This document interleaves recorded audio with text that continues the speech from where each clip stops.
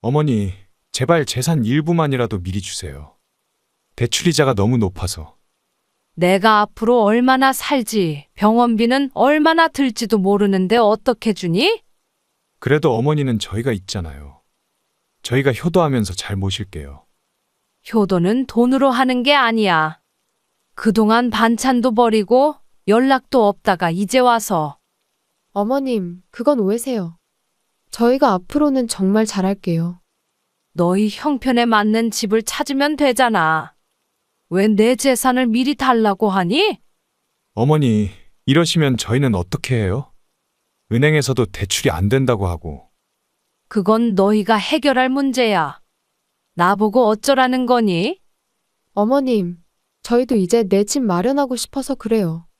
상현이도 좋은 환경에서 키우고 싶고.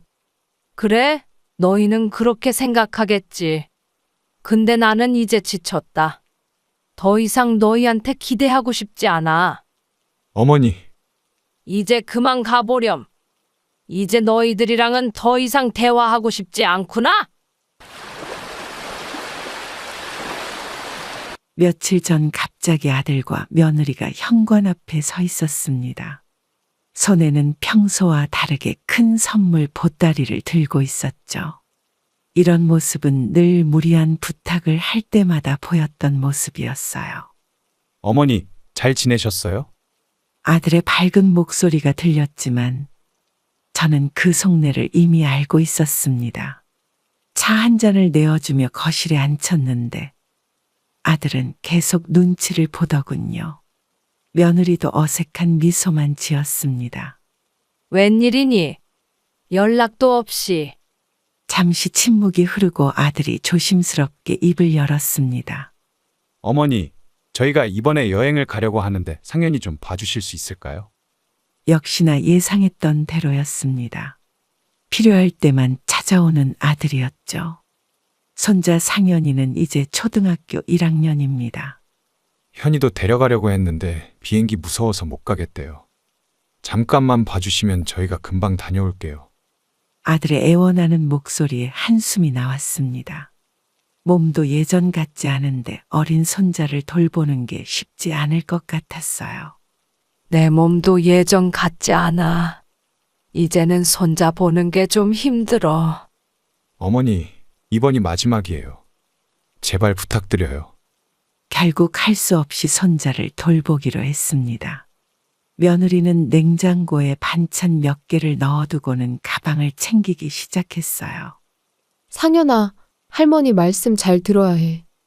며느리의 말에 상현이가 고개를 끄덕였습니다. 아들 내외는 서둘러 짐을 챙겨 나갔고 저는 문득 이런 상황이 또 올 것 같다는 생각이 들었죠. 어머니, 저희 갈게요. 상현이 잘 부탁드려요. 현관문이 닫히고 조용해진 집안을 바라보며 이제 시작될 고된 며칠을 생각하니 마음이 무거워졌습니다. 상현이는 벌써 방 안을 뛰어다니며 장난감을 꺼내고 있었어요. 할머니, 나랑 놀아요. 상현이의 해맑은 목소리에 미소 짓게 되었지만 한편으로는 아들 내외가 저를 너무 당연하게 생각하는 것 같아 서운했습니다. 마치 부모처럼 필요할 때만 찾는 것 같았죠. 그래, 할머니랑 재미있게 놀자. 이렇게 저희 또 다른 돌봄이 시작되었습니다.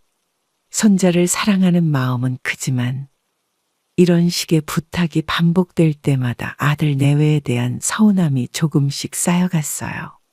손자를 맡아 돌보는 둘째 날이었습니다. 아침부터 분주히 움직이며 상현이가 좋아하는 반찬들을 준비했어요.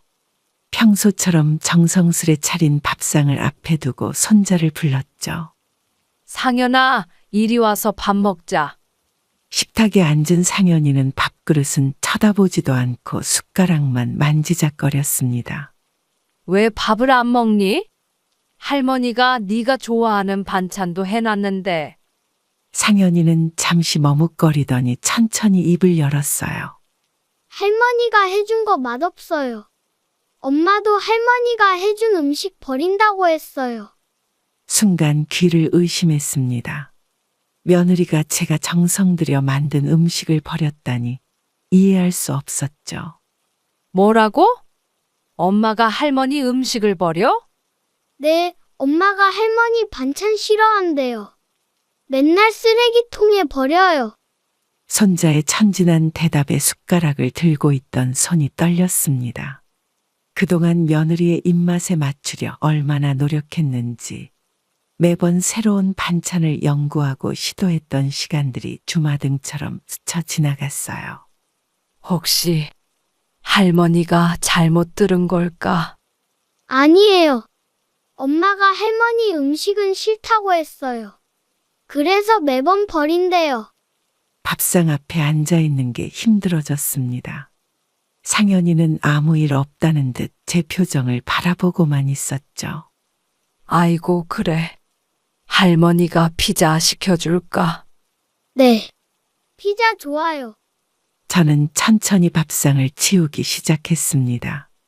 며느리를 위해 늘 정성껏 준비했던 반찬통들이 눈에 들어왔어요. 얼마나 많은 반찬들이 쓰레기통으로 갔을지 생각하니 마음이 무거워졌죠. 할머니, 피자는 언제 와요? 곧 올 거야. 조금만 기다려. 전화기를 들고 피자를 주문하면서도 머릿속은 복잡했습니다. 손자의 말이 계속 맴돌았어요. 할머니, 나 콜라도 마시고 싶어요. 저는 피자와 함께 콜라도 주문했습니다. 평소 같았으면 탄산음료를 절대 허락하지 않았을 텐데 지금은 그런 걸 신경 쓸 마음이 들지 않았어요. 피자가 도착하고 상현이는 신나게 먹기 시작했습니다. 저는 그런 손자를 바라보며 앞으로 며느리에게 어떻게 대해야 할지 고민에 빠졌어요. 할머니는 안 드세요. 할머니는 배불러. 네가 맛있게 먹어. 상현이는 피자를 먹으며 즐거워했지만 저는 식탁 위에 놓인 반찬통들이 자꾸 눈에 밟혔습니다. 이제는 더 이상 며느리를 위해 반찬을 준비하고 싶은 마음이 들지 않았어요. 할머니, 정말 맛있어요. 저는 억지로 미소를 지으며 고개를 끄덕였습니다. 앞으로는 반찬을 보내지 않기로 마음먹었죠. 정성이 쓰레기통으로 들어가는 걸 더 이상 보고 싶지 않았으니까요. 손자의 말을 듣고 한동안 멍하니 부엌에 서 있었습니다. 찬장 안에는 며느리를 위해 특별히 준비해둔 반찬통들이 가지런히 정리되어 있었어요. 매주 금요일이면 새로운 반찬을 만들어 보내곤 했었죠. 어머님, 저번에 보내주신 김치찌개용 김치 너무 맛있었어요. 며느리가 전화로 했던 말들이 떠올랐습니다. 그때마다 저는 기뻐하며 더 열심히 음식을 준비했었죠. 상현아, 엄마가 할머니 반찬 버린다고 한 게 정말이니? 네, 할머니.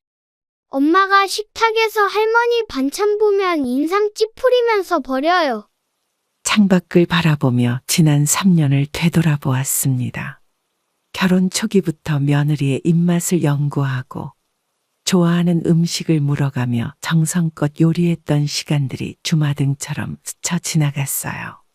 엄마는 마트에서 사온 반찬만 먹어요. 할머니가 보내주신 반찬통은 냉장고 구석에 있다가 버려져요. 손자의 말 한마디 한마디가 가슴을 파고들었습니다. 매주 새벽부터 일어나 장을 보고 재료를 다듬고 며느리의 건강을 생각하며 첨가물 없이 정성껏 만들었던 반찬들이 모두 쓰레기통으로 갔다는 걸 알게 되니 마음이 무거워졌어요. 할머니, 우리 피자 먹어요. 엄마도 피자는 좋아해요. 저는 천천히 찬장 문을 닫았습니다. 이제는 더 이상 반찬을 보낼 필요가 없겠다는 생각이 들었죠. 할머니 왜 울어요? 할머니 안 울어. 창문 밖에 바람이 들어와서 눈이 따가운 거야. 부엌 구석에 쌓여있던 새 반찬통들을 정리하기 시작했습니다. 며느리의 생일이나 특별한 날을 위해 준비해뒀던 것들이었어요. 상현아, 이제 할머니가 반찬 안 보내도 엄마한테 말하지 마. 네, 할머니. 근데 할머니 반찬 맛있는데. 냉장고를 열어 남아있는 반찬들을 하나씩 꺼냈습니다.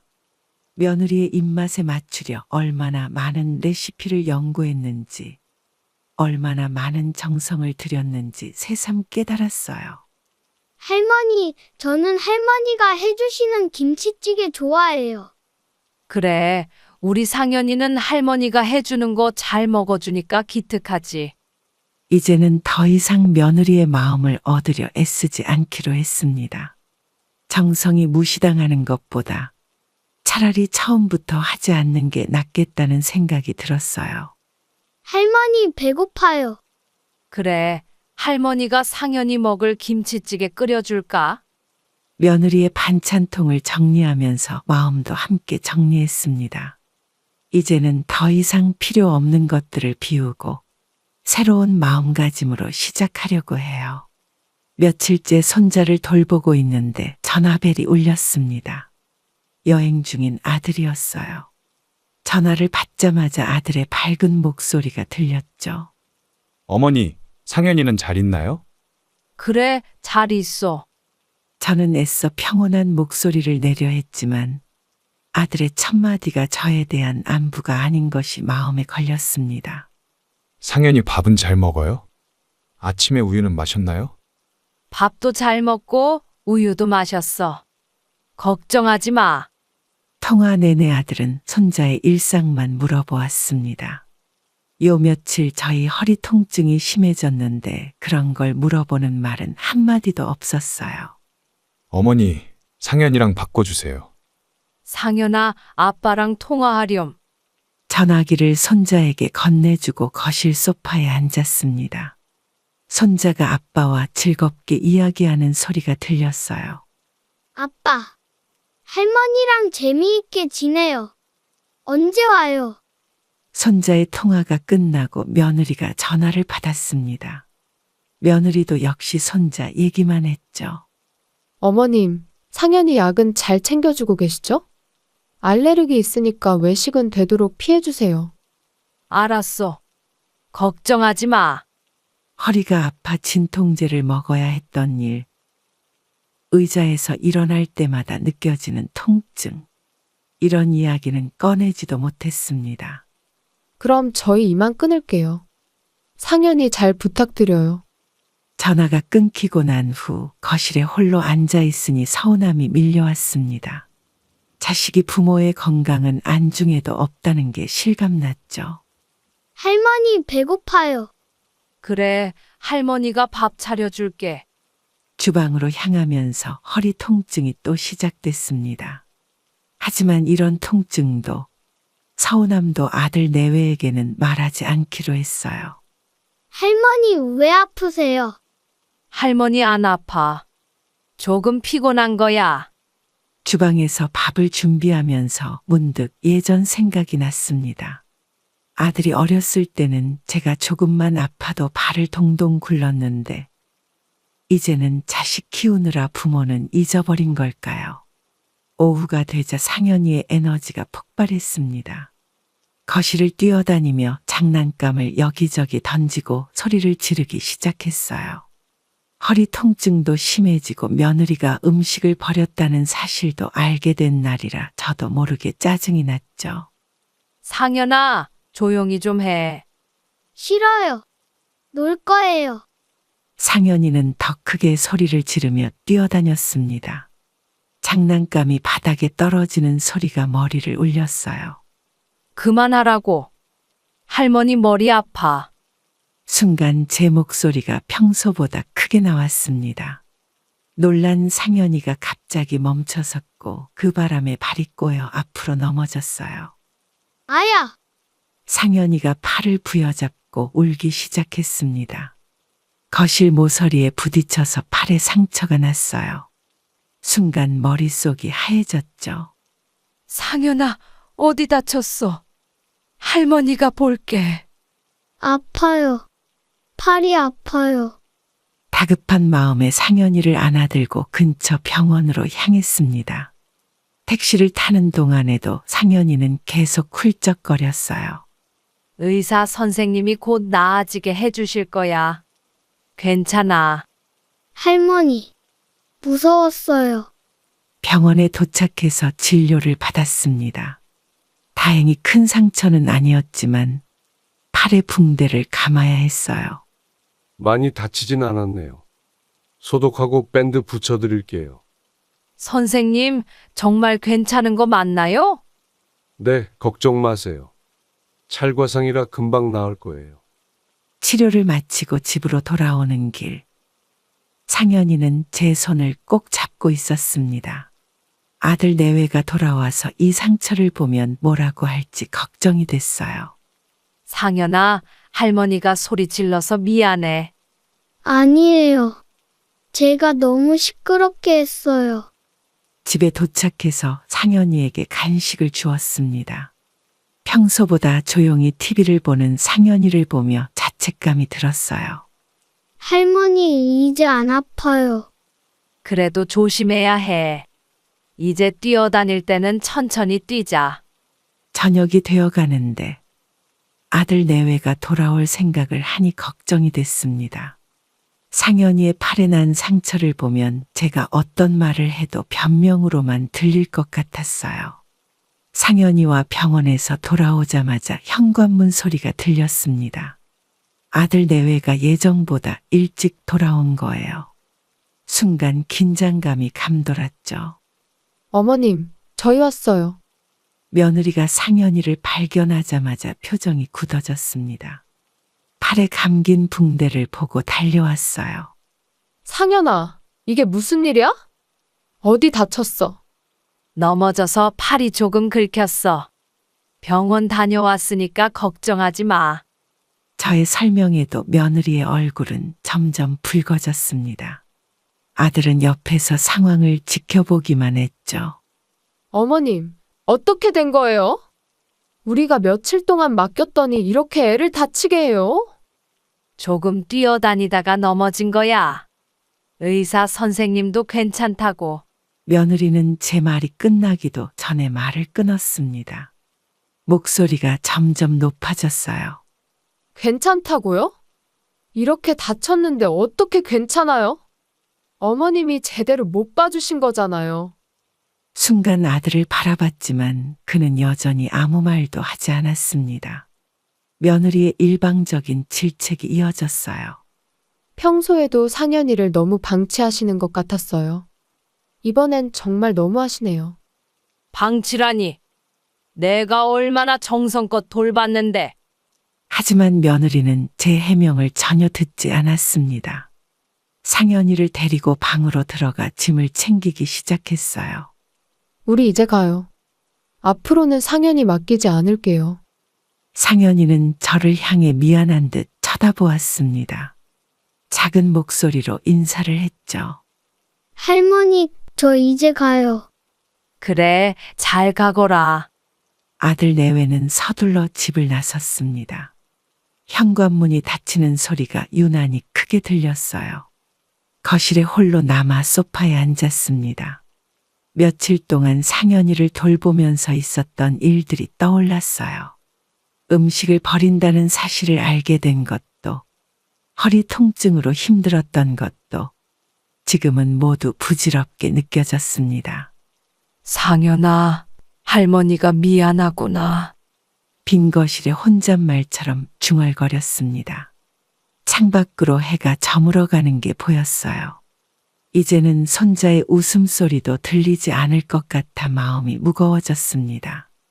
일주일이 지난 어느 날 갑자기 아들과 며느리가 찾아왔습니다. 며느리는 평소와 달리 화장도 하고 깔끔하게 차려입었어요. 선뜻 이해가 가지 않는 방문이었죠. 어머님, 저번에 제가 너무 심했죠. 정말 죄송해요. 며느리의 갑작스러운 사과에 당황스러웠습니다. 그동안 한 번도 사과를 해본 적 없었거든요. 괜찮아. 지난 일은 잊어버리자. 어머님, 저희가 사과도 드릴 겸 같이 식사라도 하고 싶어서요.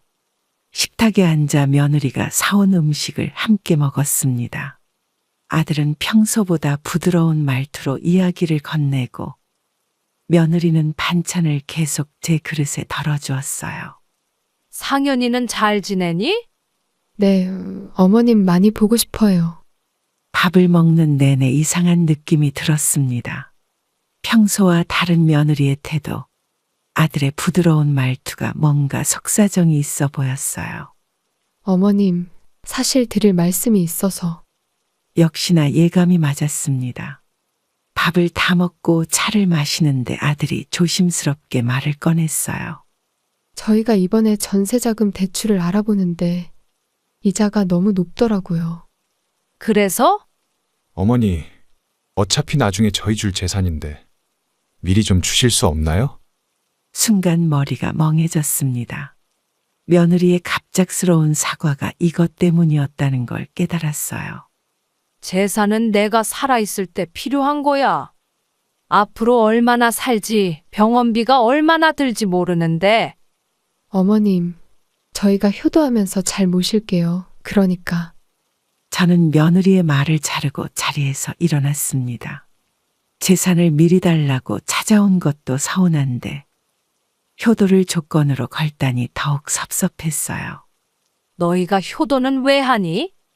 내 재산이 탐나서 그동안 반찬도 다 버리고 손자 다쳤다고 그렇게 화내더니 어머니, 그건. 이제 가보렴. 더 이상 할 말 없어. 아들과 며느리는 어색한 표정으로 자리에서 일어났습니다. 현관문을 열기 전 며느리가 마지막으로 말을 걸었어요. 어머님, 한 번만 더 생각해 보시면 안 될까요? 돈이 필요해서 사과했다는 게 더 서운하구나. 그렇게 아들 내외는 떠났습니다. 설거지를 하면서 며느리가 사온 반찬통을 보니 웃음이 났어요. 이것마저도 버리겠지 싶었죠. 아들 내외가 돌아간 후 다음 날 아침 일찍 전화가 왔습니다. 아들이었어요. 어제와는 다른 다급한 목소리였죠. 어머니, 제가 다시 한번 말씀드리고 싶어서요. 아침부터 또 그 얘기니? 저는 차분하게 대답했지만 속에서는 화가 치밀어 올랐습니다. 아들은 계속해서 설득을 시도했어요. 어머니, 어차피 나중에 저희 것이 될 재산이잖아요. 지금 필요할 때 도와주시면. 내가 앞으로 얼마나 살지, 병원비가 얼마나 들지 어떻게 알고 그런 말을 하니? 거실 소파에 앉아 창밖을 바라보았습니다. 아침 햇살이 밝게 비치고 있었지만 마음은 점점 어두워졌어요. 어머니도 연세가 있으시니 이제는 저희가 모시면서. 그만하자. 너희가 나를 모신다고? 반찬도 버리고 연락도 없다가 돈 필요할 때만 찾아오면서. 전화 너머로 잠시 침묵이 흘렀습니다. 아들의 숨소리만 들렸어요. 어머니, 그건 오해세요. 저희가 앞으로는 잘할게요. 돈 때문에 효도하겠다는 거니? 그런 효도 받고 싶지 않다. 아들의 목소리가 점점 초조해졌습니다. 며느리의 소리도 전화 너머로 들려왔어요. 어머님, 저희 진심이에요. 이번 기회에 좋은 집으로 이사가서 상현이도 더 좋은 환경에서. 내 재산으로 너희 미래를 계획하지 마라. 이제 이 이야기는 끝이다. 전화를 끊고 한동안 멍하니 앉아 있었습니다. 마당에 있는 화초들이 눈에 들어왔어요. 저 화초들처럼 조용히 혼자만의 시간을 보내고 싶어졌죠. 이제는 정말 끝이구나. 혼잣말을 하며 일어났습니다. 부엌으로 가서 물을 한 잔 따랐어요. 목이 마르다기보다는 뭔가를 해야 할 것 같은 기분이 들어서였죠. 다음에 또 전화하겠지. 예감은 틀리지 않았습니다. 오후가 되자 이번에는 며느리에게서 문자가 왔어요. 하지만 이제는 더 이상 답장하고 싶지 않았습니다. 거실 서랍에서 통장을 꺼내 보았습니다. 제 노후를 위해 차곡차곡 모아둔 돈이에요. 이제는 이것조차 지키기 위해 싸워야 한다는 게 서글펐죠. 휴대폰 알림이 계속 울렸지만 더 이상 확인하지 않았습니다. 며칠 동안 집에만 있다 보니 답답한 마음이 들었습니다. 동네 카페에서 오랜 친구를 만나기로 했어요. 친구는 제가 들어서자마자 제 얼굴을 보고 무슨 일 있냐고 물었죠. 얼굴이 안 좋아 보이네. 무슨 일 있었어? 말도 마. 요즘 아들 때문에 속상해서. 커피를 마시며 최근에 있었던 일들을 하나씩 이야기했습니다. 손자를 맡았다가 다치게 한 일, 며느리가 반찬을 버렸다는 걸 알게 된 일, 그리고 재산 때문에 찾아온 일까지요. 아이고, 어떻게 그런 일이. 자식을 위해 평생을 바쳤는데. 그게 다가 아니야.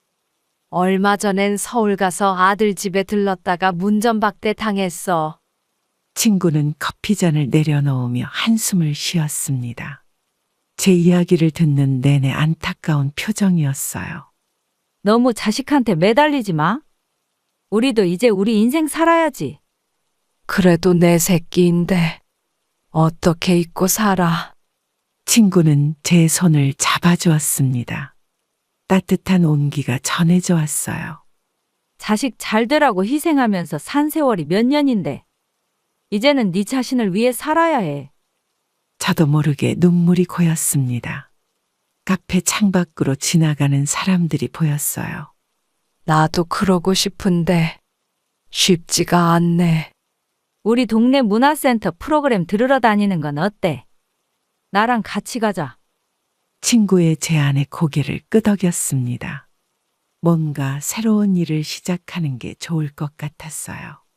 혼자 있으면 자꾸 생각나니까. 그래, 다음 주부터 같이 가보자.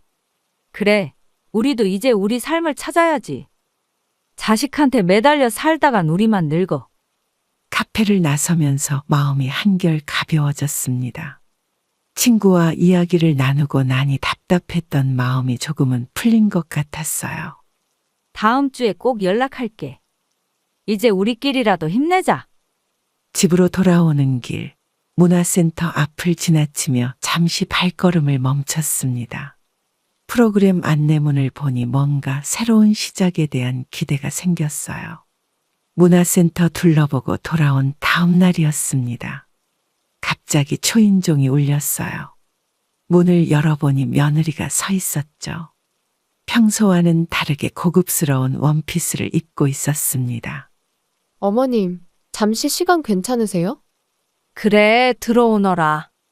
거실에 앉아 며느리가 가져온 과일을 자르는데 뭔가 이상한 느낌이 들었습니다. 며느리는 계속 제 눈치를 살피더니 조심스럽게 말을 꺼냈어요. 어머님, 저번에 상현이 일로 너무 심했죠? 제가 많이 반성했어요. 갑자기 그 얘기를 꺼내는 이유가 있니? 며느리는 잠시 말을 멈추고 손가방에서 뭔가를 꺼냈습니다. 고급 브랜드 로고가 새겨진 스카프였어요. 어머님 드리려고 샀어요. 마음에 드실 것 같아서. 저는 스카프를 만져보지도 않고 테이블 위에 그대로 두었습니다. 이런 선물에는 분명 다른 속셈이 있을 거라는 걸 경험으로 알고 있었죠. 며느라, 무슨 말을 하고 싶은 거니? 아, 그게. 어머님께서 재산 얘기는 듣기 싫어하신다는 건 알지만. 역시나 그런 속셈이었습니다. 저는 천천히 자리에서 일어났어요. 스카프는 가져가렴. 난 그런 거 필요 없어. 어머님, 제가 진심으로 사과드리는 건데. 며느리의 목소리가 떨렸습니다. 하지만 저는 더 이상 쏘가 넘어가고 싶지 않았어요. 진심이면 돈 얘기 꺼내기 전에 왔어야지. 이제 그만 가보렴. 어머님, 며느리는 자리에서 일어나며 스카프를 다시 가방에 넣었습니다. 현관문 앞에서 마지막으로 한마디를 했어요. 정말 잘못했어요. 다시 한 번만 기회를. 기회는 이미 많이 줬잖니. 이제는 지쳤다. 현관문이 닫히고 혼자 남은 거실에서 창밖을 바라보았습니다. 마당에 핀 국화꽃이 가을바람에 흔들리고 있었어요. 이제는 정말 달라질 줄 알았는데. 한숨이 절로 나왔습니다. 식탁 위에는 며느리가 깎다 만 사과가 놓여 있었어요. 마치 저희 관계처럼 중간에 멈춰버린 모습이었죠. 며느리가 돌아간 지 1시간도 채 되지 않아 아들이 들어왔습니다. 이번에는 서류 가방을 들고 있었어요. 아들의 표정이 심각해 보였죠. 어머니, 이것 좀 봐주세요. 이게 뭐니? 식탁에 앉아 아들이 내민 서류를 펼쳤습니다. 대출 상담 자료와 아파트 분양 계획서였어요. 저희가 알아본 집인데 어머니 도움 없이는 힘들 것 같아요. 아들아, 이제 그만하자. 저는 서류를 덮었지만 아들은 다시 서류를 펼치며 설명을 이어갔습니다. 보시면 아시겠지만 월급으로는 대출이자도 감당하기 어려워요. 어머니 재산의 일부만이라도. 왜 너희 형편에 맞는 집을 찾지 않니? 아들은 잠시 말을 멈추더니 한숨을 쉬었습니다. 그리고는 지갑에서 사진 한 장을 꺼냈어요. 이게 저희가 알아본 아파트 모델하우스예요. 상현이 학군도 좋고. 그만. 이제 돈 얘기는 하지 말자. 저는 단호하게 말했습니다.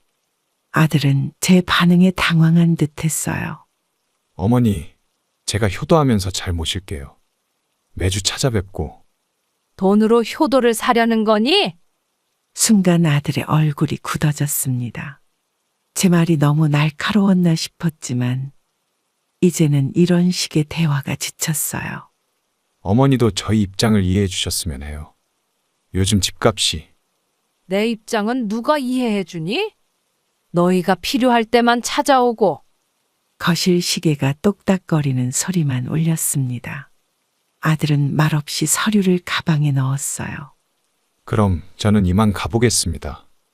현관문이 닫히는 소리를 들으며 창밖을 바라보았습니다. 아들의 뒷모습이 멀어져 갔어요. 이제는 돈 없이는 찾아오지도 않을 것 같다는 생각이 들었죠. 자식이라고 다 자식이 아니구나. 한숨과 함께 중얼거렸습니다. 식탁 위에 입고 간 모델하우스 사진을 보며 돈이 없었다면 이렇게라도 찾아왔을까 하는 생각이 들었어요. 아들이 돌아가고 며칠 후 다시 전화가 왔습니다. 이번에는 며느리와 아들이 함께 있는 것 같았어요. 스피커폰으로 설정된 목소리가 들렸죠. 어머님, 저희가 다시 한번 말씀드리고 싶어서요. 이제 그만하자. 더 이상 재산 얘기는 듣고 싶지 않아. 아들이 다급하게 말을 이었습니다. 목소리가 평소와는 달리 흔들렸어요. 어머니, 제가 어제 은행에서 대출 심사를 받았는데 거절됐어요. 이자가 너무 높아서. 그럼 너희 형편에 맞는 집을 알아보면 되잖니. 전화기 너머로 한숨 소리가 들렸습니다. 며느리가 말을 받았어요. 어머님, 저희가 지금까지 잘못한 거 다 인정해요. 앞으로는 정말 달라질게요. 돈이 필요해서 하는 말이니? 잠시 침묵이 흘렀습니다. 그 침묵이 모든 것을 말해주는 것 같았어요. 어머니, 진심이에요. 매주 찾아뵙고 효도하면서. 효도는 돈으로 하는 게 아니야. 그동안 너희가 나를 어떻게 대했는지 생각해봐. 제 목소리가 떨렸습니다. 속에 쌓여있던 말들이 한꺼번에 나왔어요. 반찬도 버리고 연락도 없다가 이제 와서 재산 얘기하면 내가 좋겠니? 어머님, 이제는 지쳤다. 더 이상 너희한테 기대하지 않을 거야. 전화를 끊고 창밖을 바라보았습니다. 가을 하늘이 유난히 높아 보였어요. 이제 진짜 끝이구나. 거실 탁자 위에는 아들이 두고 간 모델하우스 사진이 아직도 놓여 있었습니다. 사진을 버리려다 잠시 멈칫했어요. 돈이 없었다면 이렇게라도 연락했을까? 사진을 쓰레기통에 버렸습니다. 이제는 정말로 모든 걸 정리할 때가 된 것 같았어요. 아침 일찍 은행에 들렀습니다. 오랫동안 미뤄왔던 일을 처리하기 위해서였어요. 통장 정리를 하다 보니 지난 세월이 주마등처럼 스쳐 지나갔죠. 어머님, 무슨 일로 오셨나요? 통장을 좀 정리하려고요. 창구 직원 앞에 앉아 제 통장들을 꺼내 놓았습니다. 아들 명의로 해둔 적금 통장도 있었어요. 아들 앞으로 된 통장을 제 명의로 바꾸고 싶어요.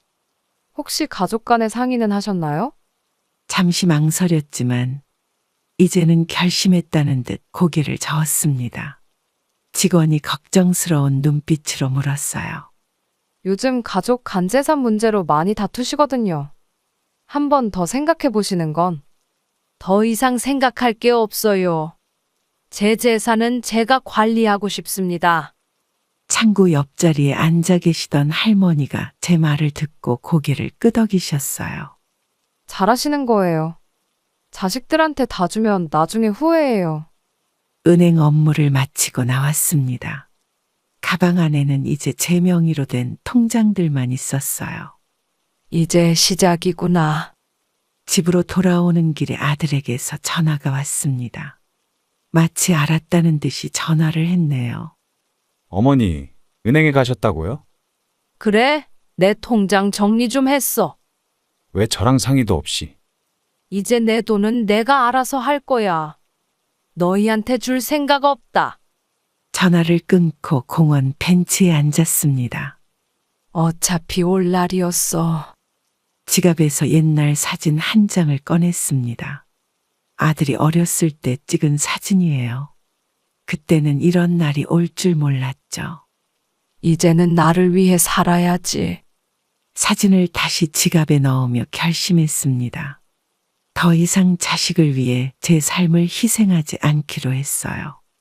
은행에서 집으로 돌아온 그날 저녁, 아들이 갑자기 찾아왔습니다. 현관 비밀번호를 누르는 소리가 들렸어요.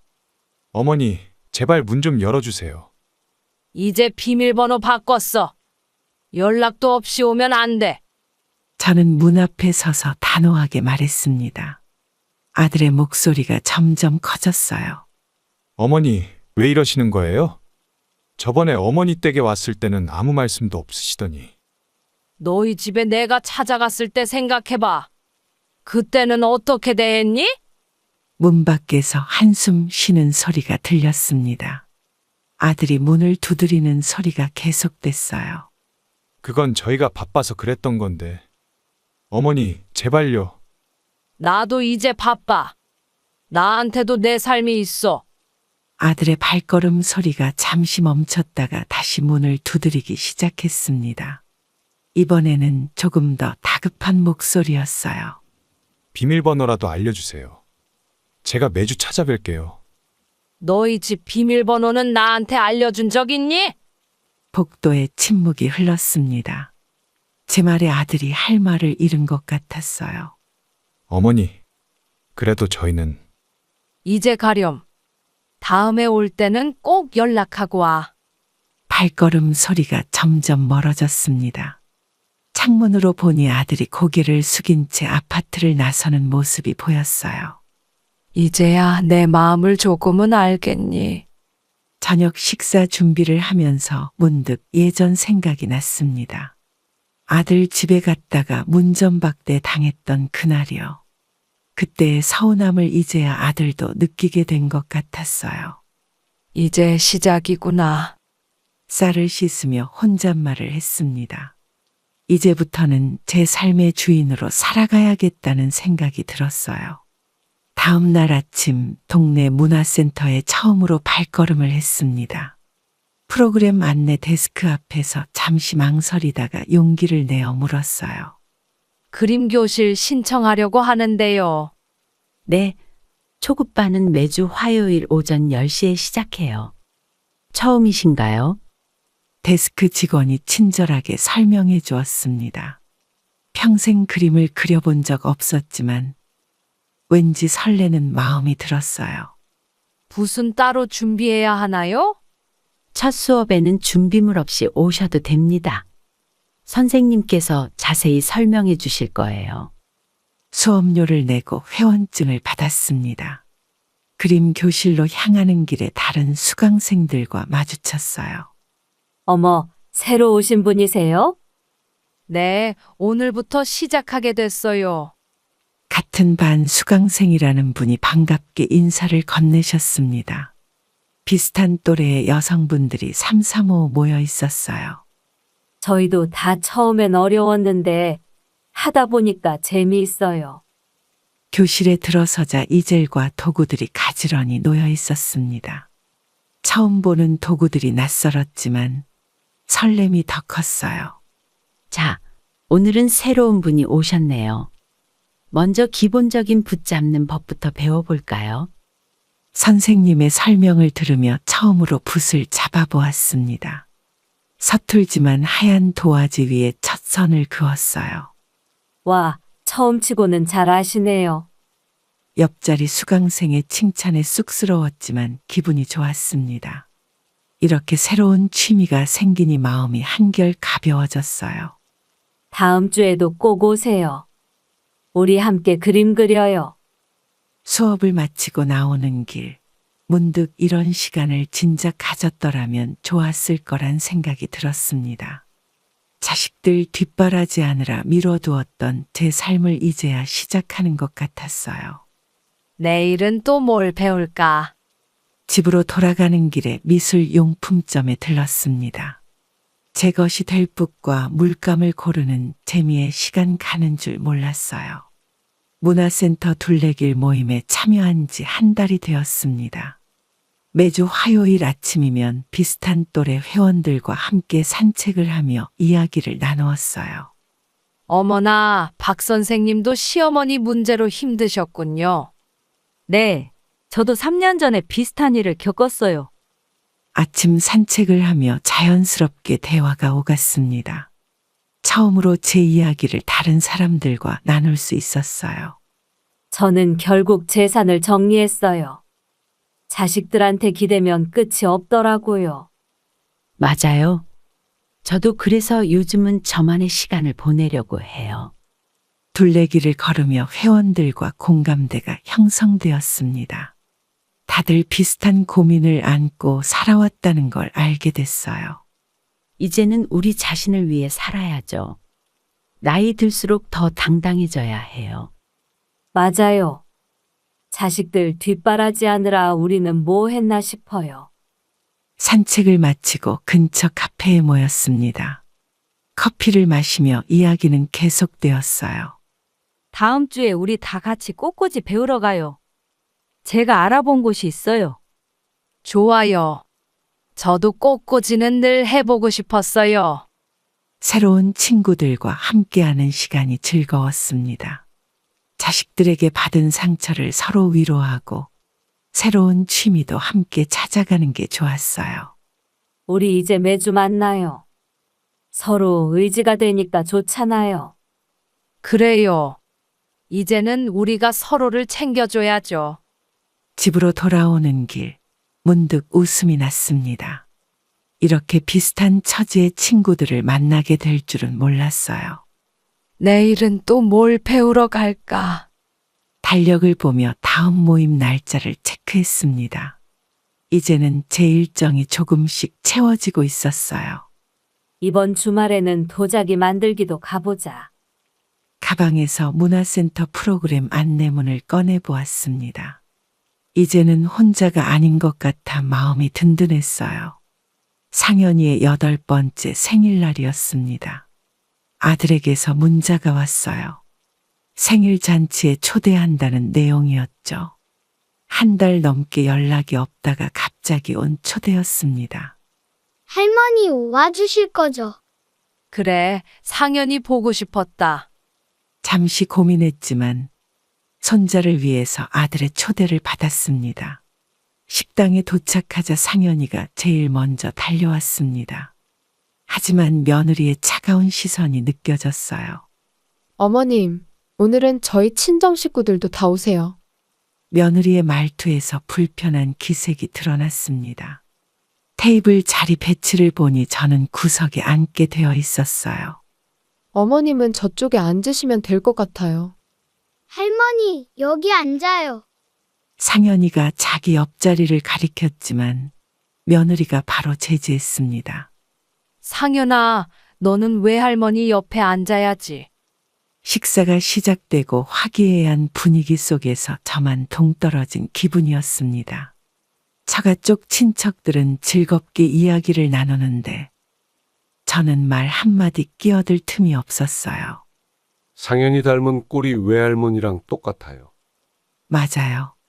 우리 외손자 정말 예쁘게 크네요. 저는 조용히 자리에서 일어났습니다. 화장실에 다녀온다고 했지만 사실은 잠시 숨을 돌리고 싶었어요. 할머니 어디 가요? 할머니는 이제 집에 가봐야겠어. 상현이의 실망한 표정이 마음 아팠지만 더 이상 이 자리에 있고 싶지 않았습니다. 며느리는 형식적인 인사만 했어요. 벌써 가시게요? 식사라도 더 하시다. 괜찮아. 너희끼리 즐겁게 보내렴. 식당을 나서는 길에 상현이의 목소리가 들렸습니다. 하지만 돌아보지 않았어요. 차라리 초대받지 않았다면 이런 서러움은 없었을 텐데. 다음에 또 보자, 상현아. 택시를 타고 돌아오는 길. 창밖으로 보이는 가로등이 흐릿하게 보였습니다. 손자의 생일 잔치에서조차 외톨이가 된 기분이었어요. 추석을 일주일 앞둔 날이었습니다. 아침부터 아들에게서 전화가 왔어요.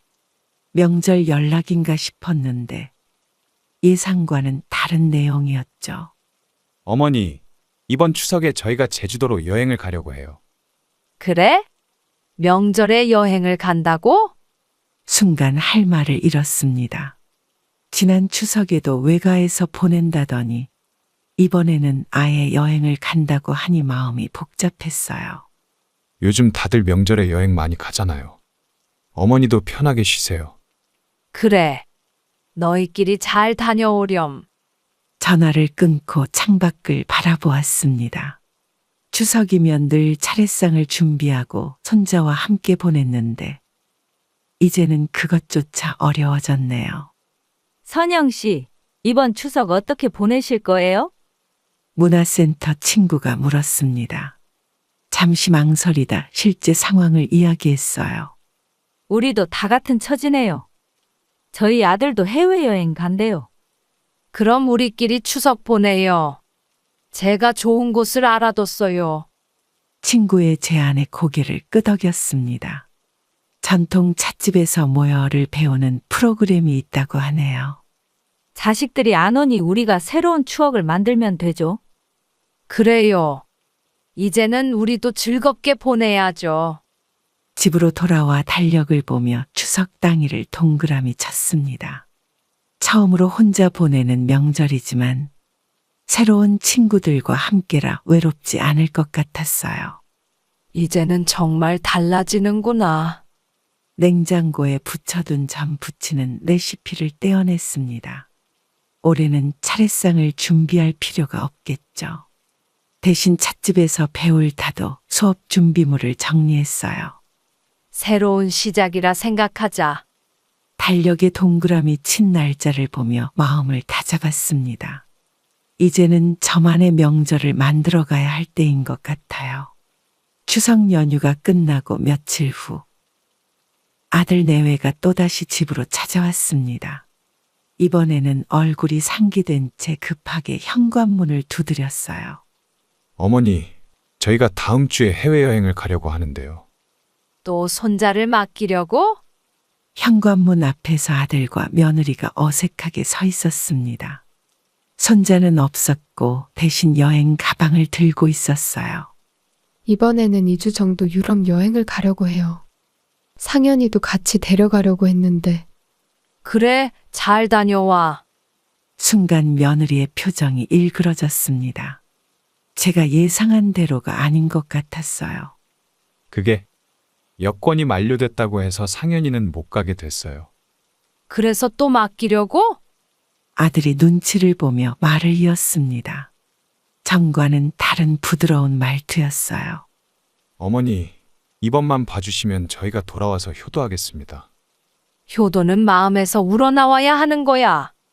이렇게 필요할 때만 찾아오면서 효도를 약속하니? 며느리가 급하게 말을 가로챘습니다. 손자를 맡기려는 의도가 너무 뻔히 보였어요. 어머님, 저희가 정말 잘못했어요. 앞으로는 자주 찾아뵙고 이제 그만두자. 너희끼리 알아서 해결해. 현관문을 닫았습니다. 문 밖에서 아들 내외의 발걸음 소리가 들렸어요. 이제는 정말 달라져야지. 창밖을 바라보며 한숨을 쉬었습니다. 손자가 보고 싶긴 했지만 이런 식의 관계는 이제 그만두고 싶었어요. 할머니, 멀어지는 상현이의 목소리가 들렸습니다. 마음이 아팠지만 이제는 단호해져야 할 때라고 생각했어요. 상현아, 미안하다. 거실에 앉아 깊은 한숨을 내쉬었습니다. 이제는 정말 달라져야 한다는 생각이 더욱 굳어졌어요. 손자를 맡기지 못한 다음 날 아들 내외가 갑자기 다시 찾아왔습니다. 이번에는 고급 과일 바구니를 들고 왔어요. 어머니, 어제는 제가 너무 무례했죠? 이제 와서 사과할 일이 아니야. 거실에 앉아 대화를 시작했습니다. 며느리는 평소와 다르게 공손한 태도였어요. 어머님, 저희가 진심으로 잘못 생각했어요. 매주 찾아뵙고 효도하겠습니다. 갑자기 왜 이러는 거니? 두 사람의 태도가 미심쩍었습니다. 얼마 전까지만 해도 제 반찬을 버리고 연락도 없다가 이렇게 갑자기 변하다니요. 지난번에 어머님께서 재산 정리하신 거 저희가 알게 됐어요. 아, 그래서 이러는 거였구나. 순간 모든 것이 이해됐습니다. 은행에서 통장을 정리한 소식을 듣고 찾아온 거였어요. 어머님, 저희가 정말 뉘우치고 있어요. 앞으로는 돈 때문에 이러는 거니? 아들과 며느리는 잠시 말문이 막힌 듯 했습니다. 서로 눈치만 보고 있었어요. 어머니, 그게 아니라 진심으로. 이제 그만 가보렴. 더 이상 할 말 없어. 현관문 앞에서 며느리가 마지막으로 말을 걸었습니다. 목소리가 떨리는 게 느껴졌어요. 어머님, 한 번만 더 기회를. 기회는 이미 충분히 줬잖니. 이제는 지쳤어. 문이 닫히고 나서야 긴장이 풀렸습니다. 거실 테이블 위에 놓인 과일 바구니가 눈에 들어왔어요. 이제는 돈으로도 안 돼. 과일 바구니를 들고 이웃집으로 향했습니다. 차라리 평소 안부를 물어주던 이웃에게 주는 게 낫겠다는 생각이 들었어요. 오랜만에 동창회에 나갔습니다. 학창 시절 친구들과 카페에 모여 이야기를 나누던 중 한 친구가 제 얼굴을 유심히 보더니 말을 꺼냈어요. 너 요즘 표정이 많이 어둡네. 무슨 일 있어? 아들 내외 때문에 마음이 복잡해.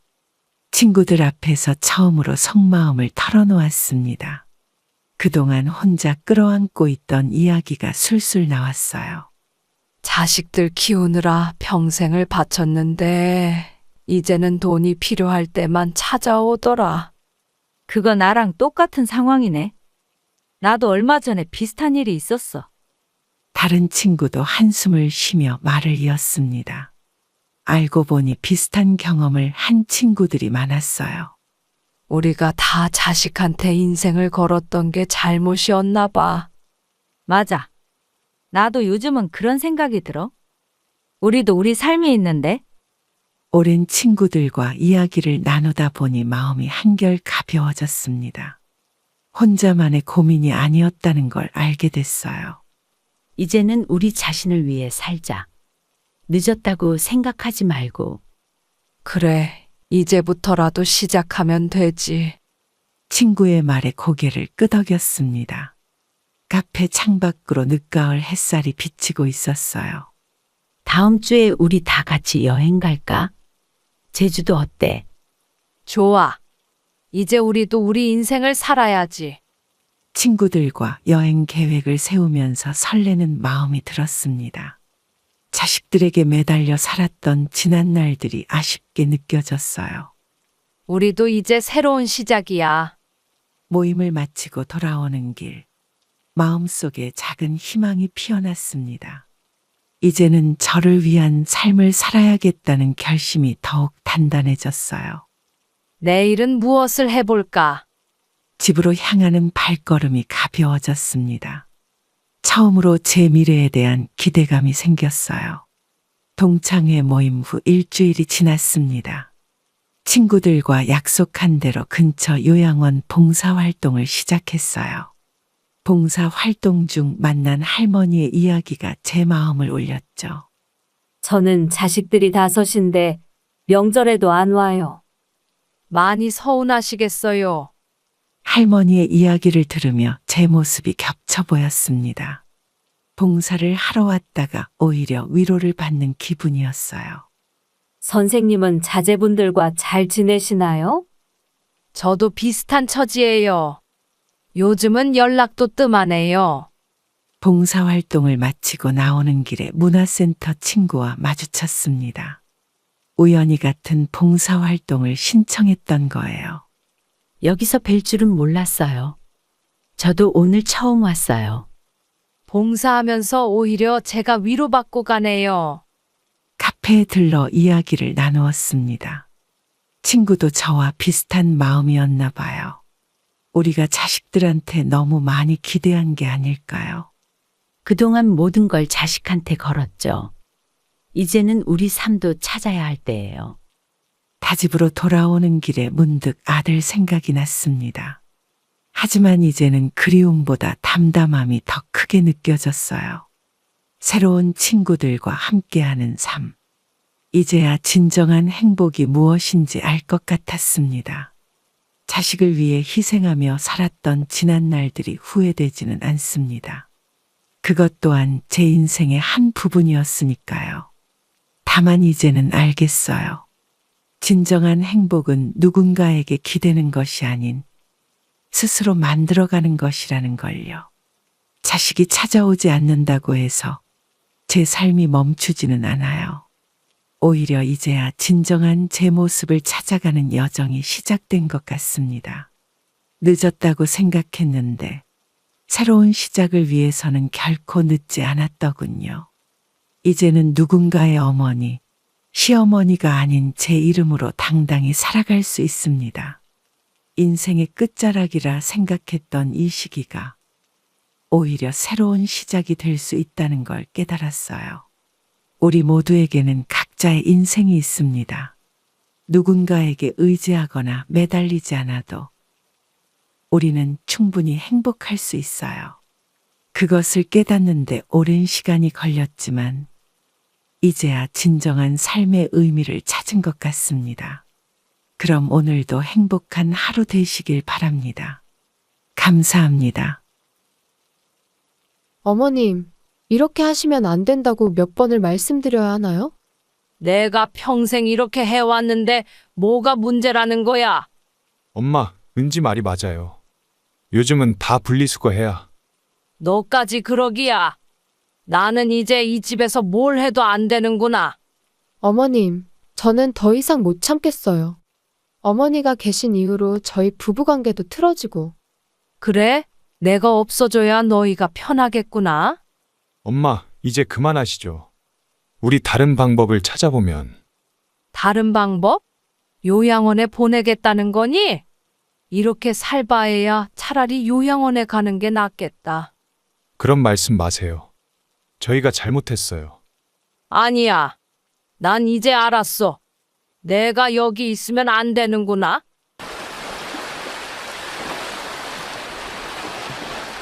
안녕하세요. 저는 아들 하나를 혼자 키운 60대 어머니입니다. 저는 아들이 5살 때 남편과 사별했습니다. 남편은 갑작스러운 교통사고로 세상을 떠났죠. 그날 이후 제 삶은 완전히 달라졌습니다. 여보, 오늘은 일찍 들어온다고 했잖아요. 죄송합니다. 사고가 났다고 해서.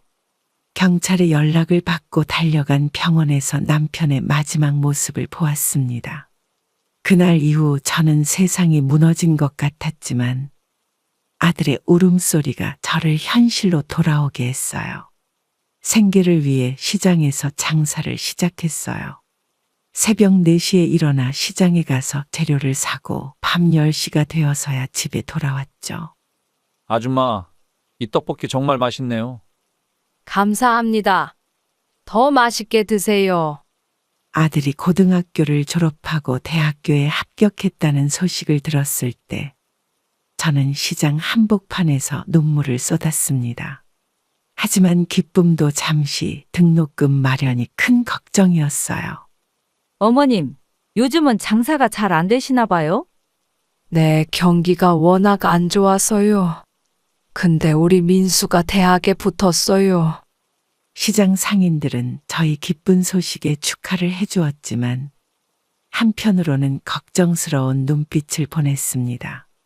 대학 등록금이 얼마나 비싼지 다들 알고 있었기 때문이죠.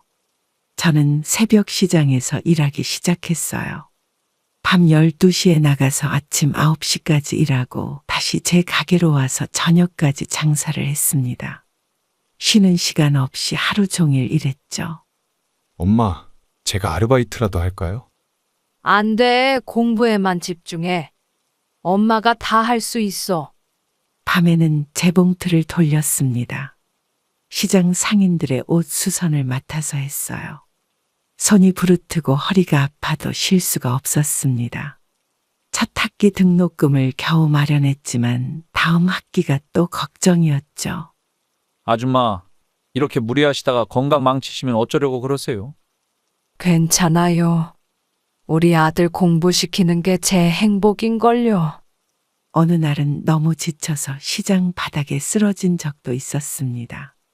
119에 실려갔다가 포도당 주사를 맞고 다음 날 바로 일터로 나왔어요. 주변에서는 걱정했지만 저는 멈출 수 없었습니다. 어머님, 이제 좀 쉬세요. 그래도 장사가 잘 되시잖아요. 아니에요. 더 열심히 해야죠. 우리 민수 졸업할 때까지는요. 겨울에는 손이 얼어서 떨어질 것 같았고 여름에는 땀으로 옷이 흠뻑 젖었습니다. 하지만 아들의 성적표를 볼 때면 모든 고생이 눈 녹듯이 사라졌어요. 엄마, 이번 학기도 장학금 받았어요. 우리 아들 정말 자랑스럽다. 엄마가 더 열심히 할게. 4년이라는 시간이 어떻게 지나갔는지 모르겠습니다. 매일이 전쟁 같았지만 아들이 졸업하는 모습을 상상하며 버텼어요. 시장 상인들도 저를 많이 도와주셨습니다. 어머님, 이번에 들어온 과일 좋은 거 싸게 드릴게요. 정말 감사합니다. 덕분에 아들 과일이라도 보낼 수 있네요. 졸업식 날 아들이 학사모를 쓰고 단상에 올라가는 모습을 보며 저는 그동안의 모든 고생이 보답받는 기분이었습니다. 시장 상인들도 꽃다발을 준비해 주셨어요. 엄마, 정말 감사합니다. 이제 제가 효도하겠습니다. 그날 이후로도 저는 시장에서 장사를 계속했지만 마음만은 한결 가벼워졌습니다. 이제는 아들이 자신의 길을 찾아갈 수 있다는 믿음이 있었기 때문이죠. 아들이 대기업 입사 시험에 합격했다는 소식을 들었습니다. 시장에서 장사하던 중에 전화를 받았는데 그 순간 모든 것이 멈춘 것 같았어요. 엄마, 저 합격했어요. 드디어 취업했어요. 우리 아들 정말 축하한다. 엄마가 얼마나 기다렸는지 몰라. 주변 상인들도 저희 기쁜 소식을 함께 축하해 주셨습니다. 이제 아들이 제대로 된 직장인이 된다고 생각하니 감회가 새로웠어요. 그날 일찍 가게 문을 닫고 집으로 향했습니다. 어머님, 민수가 취업했다면서요? 정말 축하드려요. 감사합니다. 이제 좀 마음이 놓이네요. 집에 돌아와서 옷장을 열어보니 남편의 넥타이가 눈에 띄었습니다. 결혼식 때 메고 있던 넥타이였죠. 20년 동안 고이 보관해온 넥타이를 꺼내 들었어요. 여보, 우리 아들이 이제 정말 어른이 됐어요. 아들의 첫 출근을 준비하면서 양복을 사러 갔습니다. 백화점 정장 매장에서 처음으로 아들에게 제대로 된 옷을 사주는 거였어요. 어머니, 이 정도면 너무 비싸지 않나요? 괜찮아. 첫 출근할 때는 좋은 걸로 입어야지. 매장 직원이 아들에게 양복을 맞춰주는 모습을 보며 저는 옆에서 조용히 눈물을 훔쳤습니다. 아들은 양복을 입고 거울 앞에 섰는데 마치 젊은 시절 남편의 모습 같았어요. 아들의 첫 월급으로 저를 고급 식당에 데려갔습니다. 평소에는 갈 수 없는 곳이었죠. 테이블에 앉아 메뉴를 보는데 가격을 보고 놀랐어요. 엄마, 오늘은 제가 쏠게요. 그동안 고생하신 거 생각하면 이 정도는 해야죠. 아이고, 이렇게 비싼 데를 어떻게 와? 시장 근처 중국집도 좋은데. 하지만 아들은 제 만류에도 코스 요리를 주문했습니다. 처음 먹어보는 음식들이 나왔는데 아들이 하나하나 설명해 주면서 먹었어요. 어머니, 와인 한 잔 하세요. 오늘은 특별한 날이잖아요. 음식을 먹으면서 아들과 이런저런 이야기를 나눴습니다. 어린 시절 이야기, 아버지 이야기, 그리고 앞으로의 계획에 대해서요. 처음으로 어른이 된 아들과 진지한 대화를 나눴어요. 엄마, 이제는 제가 효도하고 싶어요. 매달 용돈도 드릴 거고 주말에는 자주 찾아뵐게요. 저는 그저 아들이 건강하게 잘 지내기만을 바랬습니다. 하지만 첫 월급을 받아서 저를 위해 쓰는 모습을 보니 그동안의 고생이 모두 값진 것이었다는 생각이 들었어요. 우리 아들 이제 정말 어른이 됐구나. 아들이 여자친구를 소개한다고 했을 때 저는 기대 반 걱정 반으로 마음이 복잡했습니다. 식당을 예약했다고 하는데 처음 보는 자리라 긴장이 됐어요. 엄마, 오늘 은지 만나러 가시는 거 맞죠? 그래, 근데 옷은 이게 괜찮을까? 너무 촌스러워 보이진 않아? 아들이 데려온 은지는 제가 생각했던 것보다 차분하고 단정한 인상이었습니다. 회사에서 디자이너로 일한다고 했어요. 처음에는 서로 어색했지만 대화가 시작되면서 분위기가 풀렸죠. 어머님, 민수 오빠가 어머님 이야기를 많이 해주셨어요. 우리 아들이 나한테 잘하긴 하지. 은지는 부모님이랑 같이 살고 있니? 식사를 하면서 은지의 이야기를 들었습니다. 부모님과 동생 둘과 함께 살고 있다고 했어요.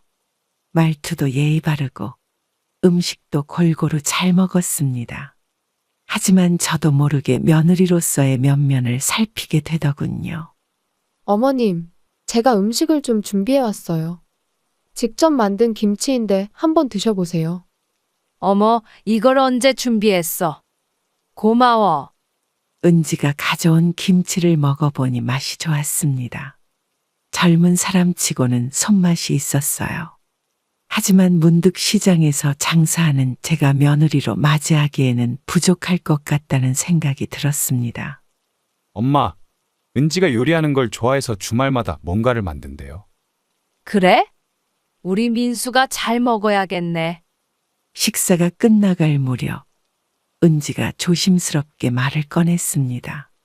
주말에 부모님과 함께 저희 집에 찾아뵙고 싶다고 했어요.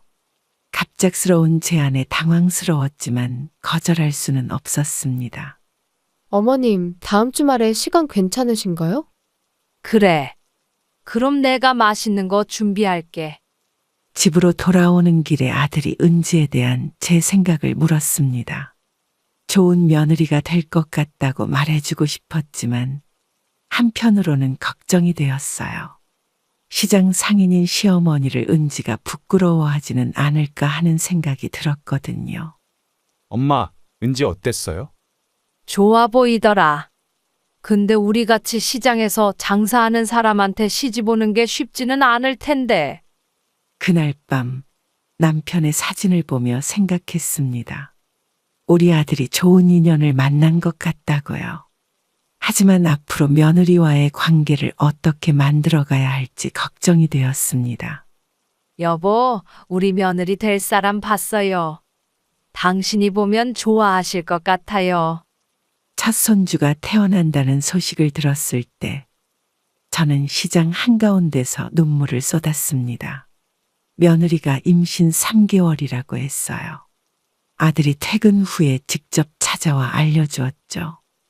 어머님, 저희 곧 부모가 될 것 같아요. 정말. 은지야, 컨디션은 괜찮니? 저는 바로 가게 문을 닫고 며느리에게 필요한 음식을 준비하기 시작했습니다. 임신 초기에는 입덧이 심하다고 들어서 매일 아침 죽을 쏘어 가져다 주었어요. 시장 상인들도 좋은 과일과 채소를 챙겨주셨습니다. 어머님, 이렇게까지 안 하셔도 되는데. 첫 아기잖아. 조심해야지. 내가 죽 쏘는 건 어렵지 않아. 며느리는 임신 중에도 회사를 다녔습니다.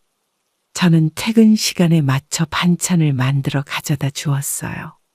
처음에는 며느리가 부담스러워했지만 점차 저의 마음을 이해하게 되었죠. 어머님, 오늘은 좀 피곤해서 일찍 들어가 봐야 할 것 같아요. 그래, 무리하지 말고. 내일 아침에 내가 미역국 끓여올게. 임신 6개월쯤 되었을 때 며느리의 배가 눈에 띄게 불러왔습니다. 아들은 출근 전에 항상 제게 전화를 해서 며느리 상태를 체크해달라고 부탁했어요. 저는 기꺼이 그 역할을 맡았습니다. 엄마, 오늘도 은지 좀 봐주세요. 제가 늦을 것 같아요. 걱정 마. 내가 잘 챙겨줄게. 어느 날은 며느리가 갑자기 배가 아프다고 해서 한밤중에 택시를 타고 병원에 갔습니다. 다행히 큰 문제는 아니었지만 그날 이후로 더욱 세심하게 신경 썼어요. 어머님, 오늘은 아기가 발로 차는 게 느껴져요. 정말. 어디 한번 만져볼까? 출산 예정일이 다가올수록 저는 설렘과 긴장감이 교차했습니다. 아기 용품을 사러 며느리와 함께 다니면서 제가 아들을 키웠던 시절을 떠올렸어요. 어머니, 아기가 태어나면 어떤 모습일까요? 우리 민수랑 닮았으면 좋겠다. 아기가 태어나면 내가 많이 도와줄게. 출산을 앞두고 처가집과 함께 저녁 식사를 했습니다. 손주를 함께 키우게 될 서로에 대한 기대와 걱정을 나누었어요. 어머님, 저희 아기 잘 부탁드립니다. 걱정 마세요. 우리 다 함께 잘 키워보자고요. 아들 내외와 같은 집에서 살기 시작한 지 한 달이 지났습니다. 세 식구가 함께 사는 것이 쉽지만은 않았어요. 특히 며느리와의 생활 방식 차이가 점점 드러나기 시작했습니다. 어머님, 제가 설거지 할게요. 쉬세요. 아니야, 내가 할게. 네가 피곤할 텐데. 며느리는 제가 집안일을 하는 것을 불편해했습니다. 저는 평생 혼자서 집안일을 해왔기에 다른 사람에게 맡기는 게 어색했어요. 아침에 일찍 일어나 청소를 하고 빨래를 널면 며느리가 눈치를 보였죠. 어머님, 아침부터 이러시면 어떡해요? 제가 주말에 한꺼번에 할게요. 은지야, 난 이렇게 하는 게 편해. 그리고 시장 가기 전에 해야지. 주방에서도 의견 차이가 있었습니다. 저는 전통적인 방식으로 음식을 하는데 며느리는 간편식을 선호했어요. 김치를 담글 때도 저는 하루 종일 정성 들여 했지만 며느리는 빠른 방식을 추천했습니다. 어머님, 요즘은 이런 제품도 있어요.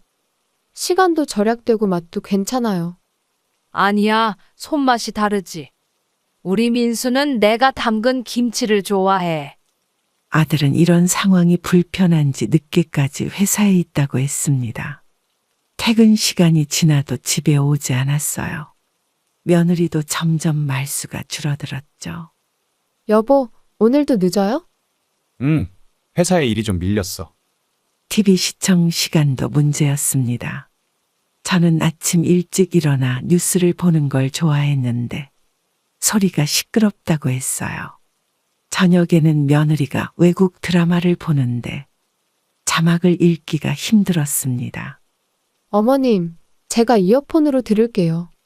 아니야, 그냥 봐. 내가 방에 들어갈게. 장보기도 의견이 달랐습니다.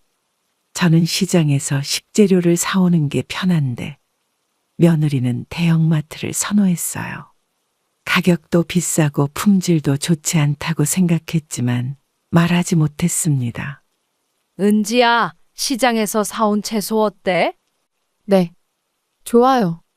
근데 마트는 편하잖아요. 세 식구의 불편한 동거는 계속되었습니다. 서로를 배려하려 노력했지만 생활 습관의 차이는 쉽게 좁혀지지 않았어요. 민수야, 엄마가 따로 나가서 살까? 어머니, 그러지 마세요. 우리가 잘 맞춰볼게요. 어느 날 아침 며느리가 부엌에서 냄비를 떨어뜨렸습니다. 평소 같으면 그냥 넘어갈 일이었지만 그날은 작은 실수가 큰 다툼으로 번졌어요. 어머님, 죄송해요. 제가 치울게요. 됐어, 내가 할게. 네가 하면 더 엉망이 될 거야. 순간 제 입에서 나온 말에 부엌이 조용해졌습니다. 며느리의 얼굴이 붉어졌고 저도 후회했지만 이미 늦었어요. 그 순간 아들이 부엌으로 들어왔습니다. 무슨 일이에요? 왜 이렇게 조용해요? 두 사람 다 대답하지 않았어요. 며느리는 방으로 들어가 버렸고 저는 깨진 냄비를 치우며 눈물을 참았습니다. 그날 저녁 아들 내외의 방에서 이야기 소리가 들렸어요. 여보, 나 이제 정말 못 참겠어. 매일 이런 식이야. 은지야, 엄마도 우리를 위해서 그러시는 거야. 저는 방문 앞에 서서 그들의 대화를 듣고 있었습니다. 며느리의 흐느끼는 소리가 들렸어요. 저도 모르게 가슴이 아팠습니다. 당신은 회사에 있으니까 몰라. 나는 하루 종일 이런 스트레스를 받아. 그럼 우리 따로 나가서 살까? 그 말을 듣는 순간 저는 그 자리에 주저앉고 말았습니다. 소리를 내지 않으려 입을 막았지만 눈물이 멈추지 않았어요. 어머님, 며느리가 방문을 열었을 때 저는 이미 제 방으로 들어와 있었습니다. 아들이 노크를 했지만 대답하지 않았어요. 그날 밤 잠을 이루지 못했습니다. 엄마, 들어가도 될까요? 들어와라. 아들과 며느리가 함께 들어왔습니다. 며느리의 눈도 붉어져 있었어요. 잠시 침묵이 이어졌습니다. 어머님, 죄송해요. 제가 너무 예민했나 봐요. 아니야. 내가 미안해. 나도 며느리의 마음을 이해하지 못했네. 세 사람은 오랜만에 진심을 담아 이야기를 나눴습니다. 서로의 입장을 이해하려 노력했고 앞으로는 더 배려하며 살기로 약속했어요. 엄마, 우리 이사 얘기는 잊어요. 함께 잘 지내보자고요. 그래, 알았다. 그날 이후로 저는 며느리에게 더 자주 웃어주려 노력했고 며느리도 저를 이해하려 애썼습니다. 작은 다툼이 오히려 서로를 더 가깝게 만들어준 계기가 되었어요. 어머님, 오늘은 제가 김치찌개 끓여볼게요. 그래, 내가 옆에서 도와줄게. 어느 날 아침 시장에서 장사를 준비하다가 갑자기 어지러움이 찾아왔습니다. 순간 앞이 캄캄해지더니 그대로 쓰러졌어요. 눈을 떴을 때는 이미 병원 응급실이었습니다. 어머님, 정신이 드세요? 제가 119 불렀어요. 은지야, 미안해. 장사는 어떡하지? 의사 선생님은 고혈압과 빈혈 증상이 심각하다고 했습니다. 무리하게 일하다가 탈이 났다는 거죠. 한동안 일을 쉬어야 한다고 했어요. 선생님, 제가 얼마나 쉬어야 하나요? 최소 3개월은 안정을 취하셔야 합니다. 지금 상태로는 일하시면 안 돼요. 시장에서 장사하는 것은 생각보다 힘든 일이었습니다. 매일 새벽에 일어나 무거운 짐을 나르고 하루 종일 서서 일했어요. 나이가 들수록 체력이 따라주지 않았죠. 엄마, 이제 장사 그만하시죠. 제가 월급 받으니까 걱정 마세요. 그래도 내가 할 수 있는 일인데. 병원에 입원해 있는 동안 시장 상인들이 자주 찾아와 주셨습니다. 모두들 제 건강을 걱정해 주셨어요. 30년 넘게 같이 장사하던 분들이라 가족 같은 분들이었죠. 아줌마, 건강이 제일 중요해요. 가게는 우리가 봐줄 테니 걱정 마세요. 정말 감사합니다. 제가 어떻게 보답해야 할지. 며느리는 매일 병원에 와서 저를 간호해 주었습니다. 회사 일도 바쁠 텐데 한 번도 불평하지 않고 저를 돌봐주었어요. 어머님, 이제 몸이 좀 괜찮으세요? 응, 이제 좀 나아졌어. 네가 이렇게 매일 와줘서 고마워. 이번 생활이 길어지면서 처음으로 제 몸 상태를 진지하게 생각해 보게 되었습니다. 더 이상 예전처럼 일할 수 없다는 걸 인정해야 했어요. 어머님, 퇴원하시면 우리랑 같이 사세요. 제가 잘 모시겠습니다. 은지야, 내가 부담될까봐 걱정이야. 결국 한 달간의 입원 생활을 마치고 퇴원했습니다. 시장에 있던 가게는 정리하기로 결정했어요. 30년 넘게 지켜온 자리를 떠나는 건 쉽지 않았지만 이제는 제 건강을 먼저 생각해야 할 때였습니다. 아줌마, 건강 찾으면 또 오세요. 우리가 기다리고 있을게요. 네, 그동안 정말 감사했습니다. 며느리가 직장 생활을 시작하면서 손주를 돌보는 일이 저희 몫이 되었습니다. 처음에는 기뻤지만 체력적으로 힘든 날들이 이어졌어요. 어머님, 오늘도 세연이 부탁드려요. 저녁에는 회식이 있어서 좀 늦을 것 같아요. 그래, 걱정하지 마. 잘 보살필게. 아침부터 저녁까지 손주를 돌보는 일은 생각보다 고된 일이었습니다. 기저귀를 갈고 분유를 먹이고 재우는 일이 반복되었어요. 저의 허리는 점점 더 아파왔죠. 할머니야, 안아줘. 세연아, 할머니가 좀 앉아있자. 허리가 너무 아파서. 며느리는 승진을 준비하느라 야근이 잦아졌습니다. 퇴근 시간이 자꾸 늦어지면서 손주와 보내는 시간이 길어졌어요. 아들도 바빠서 집에 일찍 들어오지 못했죠. 어머니, 정말 죄송해요. 이번 프로젝트만 끝나면 일찍 들어올게요. 알았어. 근데 세연이가 요즘 많이 보채네. 어느 날은 손주가 갑자기 열이 나서 혼자 병원에 데려갔습니다. 의사는 감기라고 했지만 저는 밤새 눈도 못 붙였어요. 선생님, 아기가 계속 우는데 어떡하죠? 할머님, 해열제 드릴 테니 4시간마다 한 번씩 주세요. 며느리에게 전화하고 싶었지만 중요한 회의 중이라 연락할 수 없었습니다. 아들도 출장이라 연락이 되지 않았죠. 혼자서 아픈 손주를 돌보는 게 두렵고 불안했어요. 세연아, 할머니가 있잖아. 울지 마. 다음 날 며느리가 죄책감에 울면서 사과했습니다. 하지만 저는 오히려 며느리가 안쓰러웠어요. 일과 육아 사이에서 고민하는 모습이 보였거든요. 어머님, 제가 너무 이기적이었죠? 이제 어린이집을 알아볼게요. 아니야. 세연이가 아직 어려서 어린이집은 좀 이른 것 같은데. 결국 제 건강도 한계에 다다랐습니다. 어느 날은 허리 통증이 너무 심해 일어날 수도 없었어요. 아들 내외는 큰 고민 끝에 어린이집을 보내기로 결정했습니다. 엄마, 이제 그만 쉬세요. 저희가 다른 방법을 찾아볼게요. 세연아, 할머니랑 못 있어서 미안해. 며느리의 스트레스가 날로 커져갔습니다. 퇴근 후에도 집안일을 해야 하고 아이를 돌봐야 하는 상황이 그녀를 지치게 만들었어요. 저는 그런 며느리의 모습이 안타까웠습니다. 여보, 나 이제 정말 못하겠어. 회사도 바쁜데 집안일까지. 은지야, 내가 도와줄게. 엄마한테도 말씀드려볼게. 어느 날 아침, 며느리는 출근 준비를 하다가 그만 쓰러지고 말았습니다. 과로와 스트레스가 쌓여 몸이 견디지 못한 거죠. 저는 얼마나 놀랐는지 모릅니다. 은지야, 정신 차려봐. 어머님, 죄송해요. 병원에서 의사는 며느리에게 당분간 쉬어야 한다고 했습니다.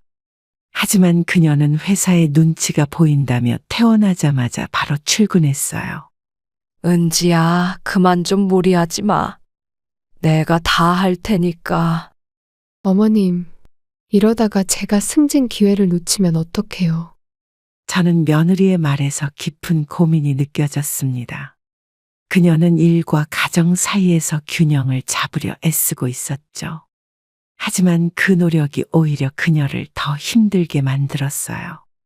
여보, 우리 가사 도우미라도 구해볼까요? 그건 안 돼요. 지금도 생활비가 빠듯한데. 어느 날 밤, 며느리가 혼자 부엌에서 울고 있는 걸 발견했습니다. 저는 그 모습을 보고 가슴이 아팠어요. 그동안 제가 며느리에게 너무 많은 것을 바란 건 아닐까 생각했습니다. 은지야, 내가 미안해. 내가 너무 많이 요구했나 봐. 어머님, 저도 잘하고 싶은데 자꾸 부족한 것 같아서. 결국 저는 며느리와 진지한 대화를 나누었습니다. 서로의 입장을 이해하고 함께 해결 방안을 찾아보기로 했어요. 제가 먼저 며느리에게 손을 내밀었습니다. 우리 이제부터 서로 도우면서 살자. 네가 힘들면 말해. 어머님, 저도 노력할게요. 그날 밤 화장실에 가려고 일어났다가 우연히 아들과 며느리의 대화를 듣게 되었습니다. 방문 틈으로 새어나오는 조용한 목소리에 발걸음을 멈췄어요. 여보, 어머니 요양원에 모시는 게 어떨까요? 갑자기 그게 무슨 소리야? 저는 그 자리에 얼어붙었습니다. 며느리의 말에 숨이 막혔지만 계속 듣고 있었어요. 아들과 며느리는 한참 동안 이야기를 나누었습니다. 요즘 어머니 건강도 안 좋으시잖아요. 거기 가시면 전문적인 케어도 받으실 수 있고. 하지만 엄마가 얼마나 상처받으실지 알잖아. 며느리의 말은 계속 이어졌습니다. 제가 있어서 신혼생활을 제대로 못한다는 것, 아이를 키우는데도 부담이 된다는 것, 집안 분위기가 무거워진다는 것까지요. 당신도 봤잖아요. 어머니 허리도 안 좋으시고 혈압도 자주 오르시고. 그래도 우리가 돌봐드려야지. 엄마는 나 키우느라 평생을 바치셨어. 저는 다리에 힘이 풀려 벽에 기대어 섰습니다. 아들은 제 편을 들어주려 했지만 며느리의 말이 전혀 틀리지 않다는 걸 알았어요. 여보, 나도 더는 이렇게는 못 살겠어요. 매일 눈치 보면서 사는 게 너무 힘들어요. 알겠어. 내가 엄마랑 한번 얘기해 볼게. 제 방으로 돌아와 이불을 덮고 누웠지만 잠은 오지 않았습니다. 창밖을 바라보며 생각했어요. 그동안 며느리가 얼마나 힘들었을지, 제가 얼마나 부담이 되었을지. 아들아, 엄마가 미안하구나. 다음 날 아침, 평소와 다름없이 식탁에 앉았습니다. 아들과 며느리는 어색한 표정으로 서로를 바라보았어요. 저는 모른 척 아침을 차렸습니다. 어머님, 오늘은 제가 설거지 할게요. 그래, 고마워, 은지야. 그날 이후로 저는 요양원에 대해 스스로 알아보기 시작했습니다. 아들이 먼저 말을 꺼내기 전에 제가 준비를 해야겠다고 생각했어요. 민수야, 엄마가 니한테 할 말이 있어. 네, 엄마. 무슨 말씀이세요? 요양원에 입소한 지 일주일이 지났습니다. 처음에는 적응하려고 노력했지만 점점 우울감이 깊어져 갔어요. 창밖만 하염없이 바라보는 날들이 많아졌습니다. 김순자님, 식사하실 시간이에요. 식욕이 없네요. 나중에 먹을게요. 매일 아침 7시에 일어나서 약을 먹고 9시에 식사를 하고 10시에 체조를 하는 일과가 반복되었습니다. 기계처럼 정해진 시간에 맞춰 움직여야 했어요. 할머니, 오늘은 미술 프로그램 시간인데 참여하시겠어요? 오늘은 좀 쉴게요. 머리가 아파서.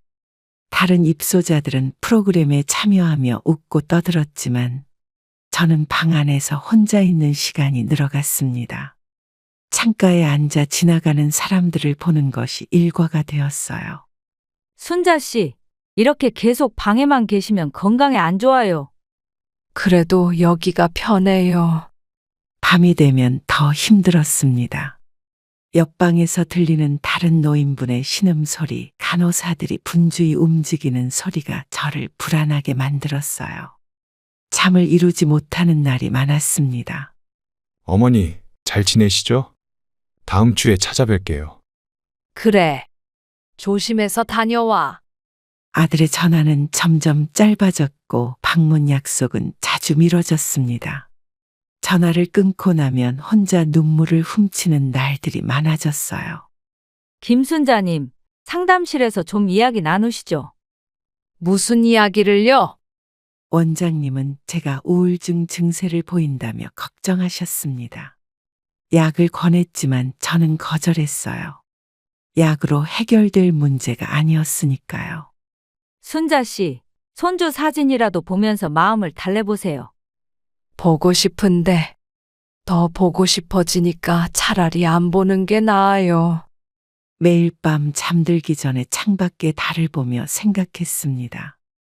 우리 집 거실에서 보던 달과 같은 달인데 여기서 보니 더 쓸쓸해 보였어요. 민수야, 엄마가 보고 싶구나. 7년 만에 귀국한 둘째 아들 진수가 요양원을 찾아왔습니다. 미국에서 사업을 하느라 바빴던 아들은 제 소식을 뒤늦게 들었다고 했어요. 엄마, 이게 무슨 일이에요? 형이 엄마를 여기 모셨다고요? 진수야, 이제 와서 보니 엄마가 많이 늙었지. 진수는 저를 보자마자 울음을 터뜨렸습니다. 요양원 면회실에서 아들과 마주 앉아 있으니 그동안 참았던 감정이 한꺼번에 쏟아졌어요. 형한테 전화도 없고 갑자기 출장 왔다가 동네 슈퍼에서 우연히 이웃 아주머니를 만났어요. 그래, 민수도 나름 생각이 있었을 거야. 면회 시간 내내 진수는 제 손을 잡고 있었습니다. 요양원 생활이 힘들지 않냐고, 불편한 건 없냐고 계속 물어보았어요.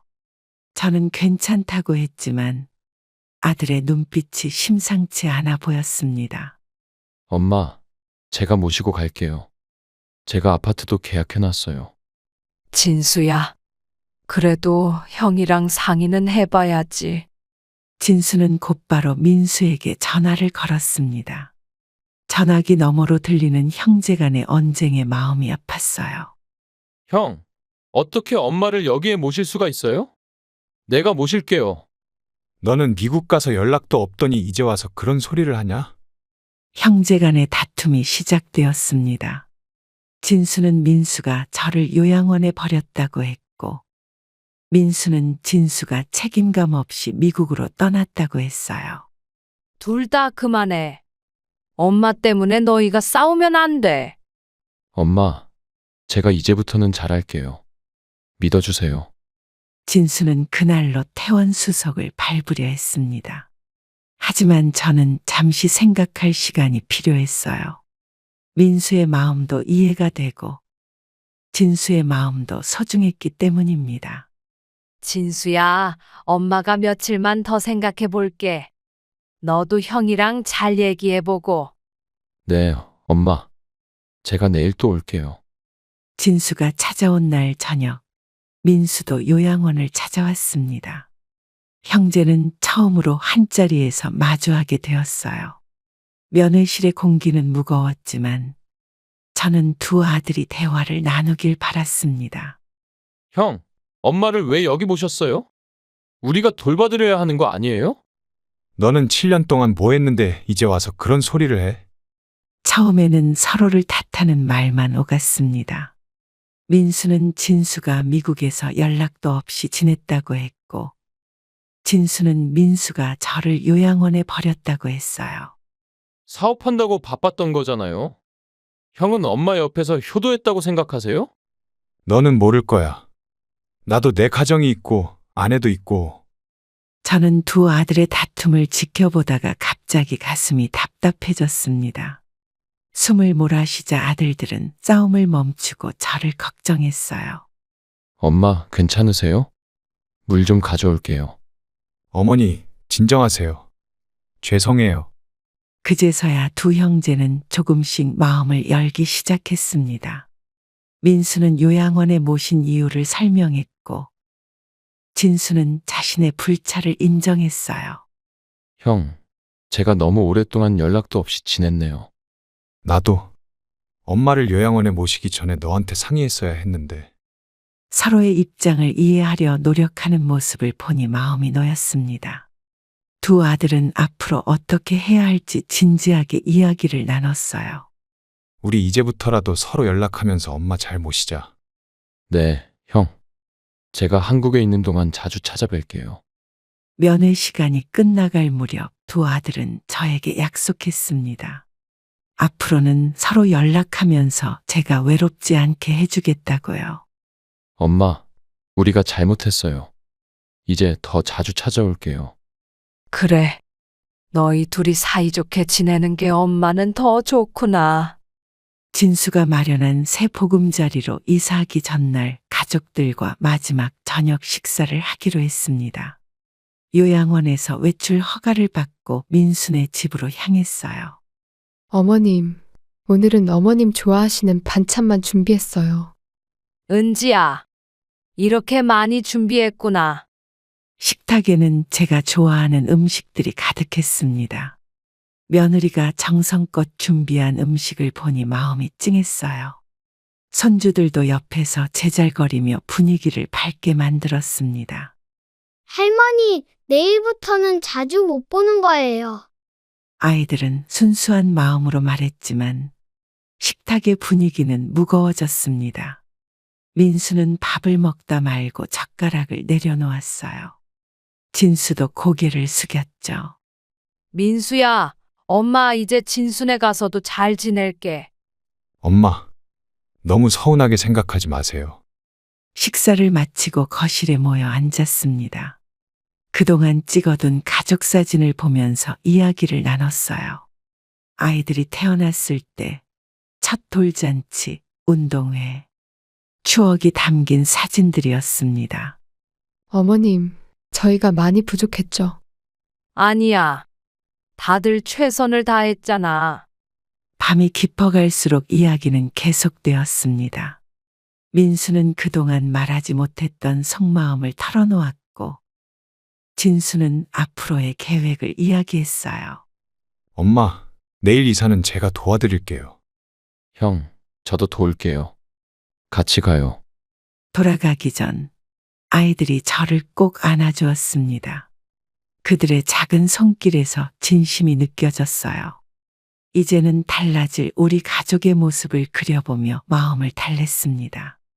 할머니, 다음에 또 와주세요. 그래, 우리 이쁜 손주들. 보고 싶을 거야. 진수가 마련한 아파트에 도착했습니다.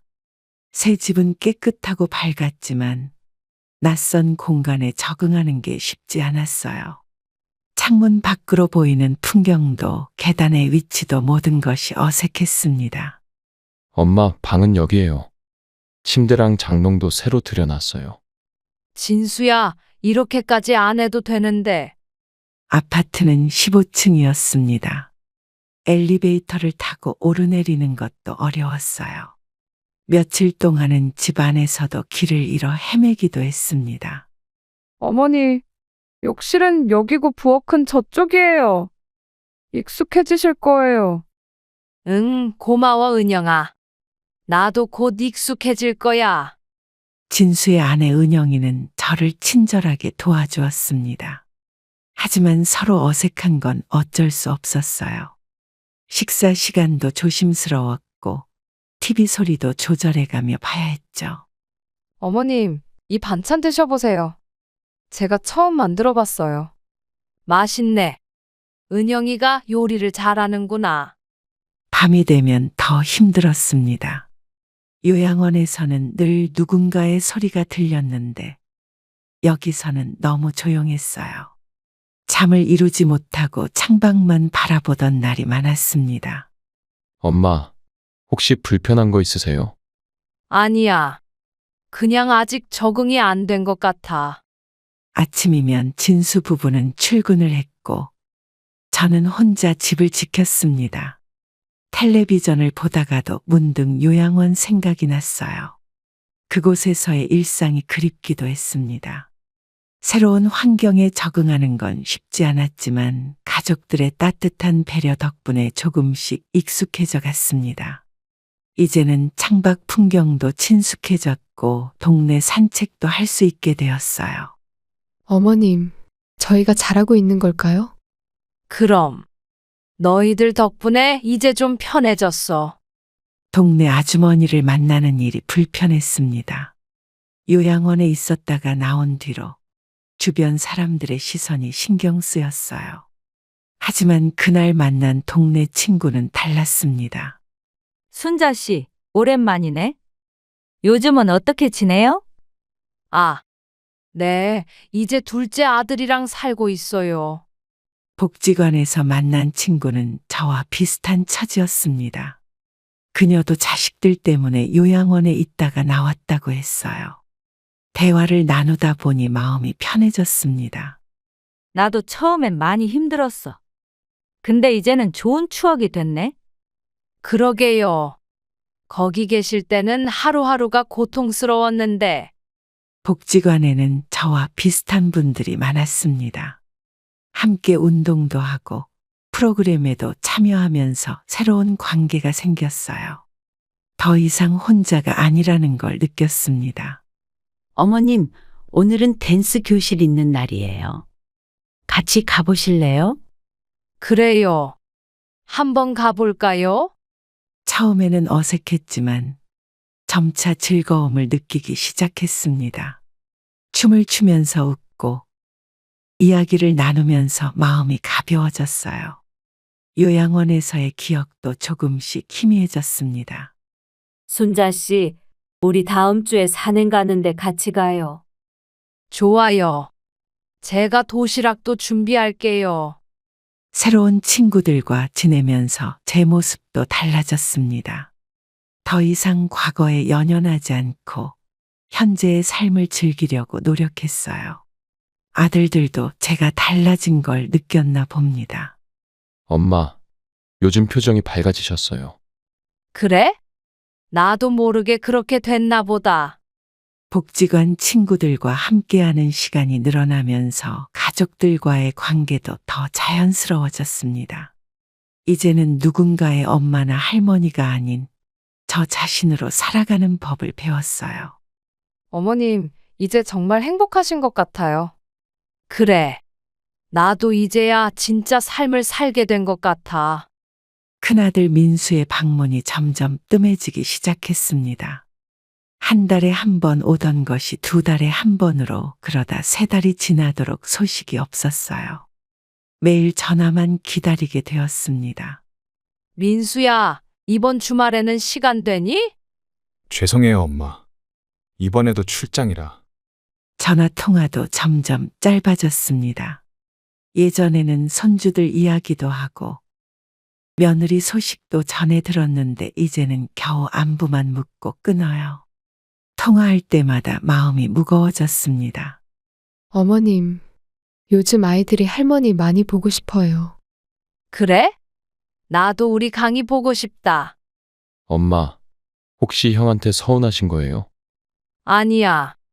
그래도 바쁜데 어쩌겠니? 복지관에서 만난 친구들은 자식들 얘기만 나오면 한숨을 쉬었습니다. 다들 비슷한 처지였어요.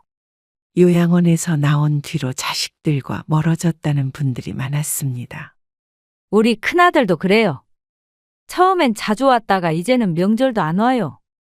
다들 그런가 봐요. 자식들 인생이 있는데 어쩌겠어요. 어느 날은 민수네 동네에 볼 일이 있어 들렀다가 우연히 며느리를 마주쳤습니다. 며느리는 당황한 듯 했지만 반갑게 인사를 했어요. 어머님, 저희가 연락도 못 드리고.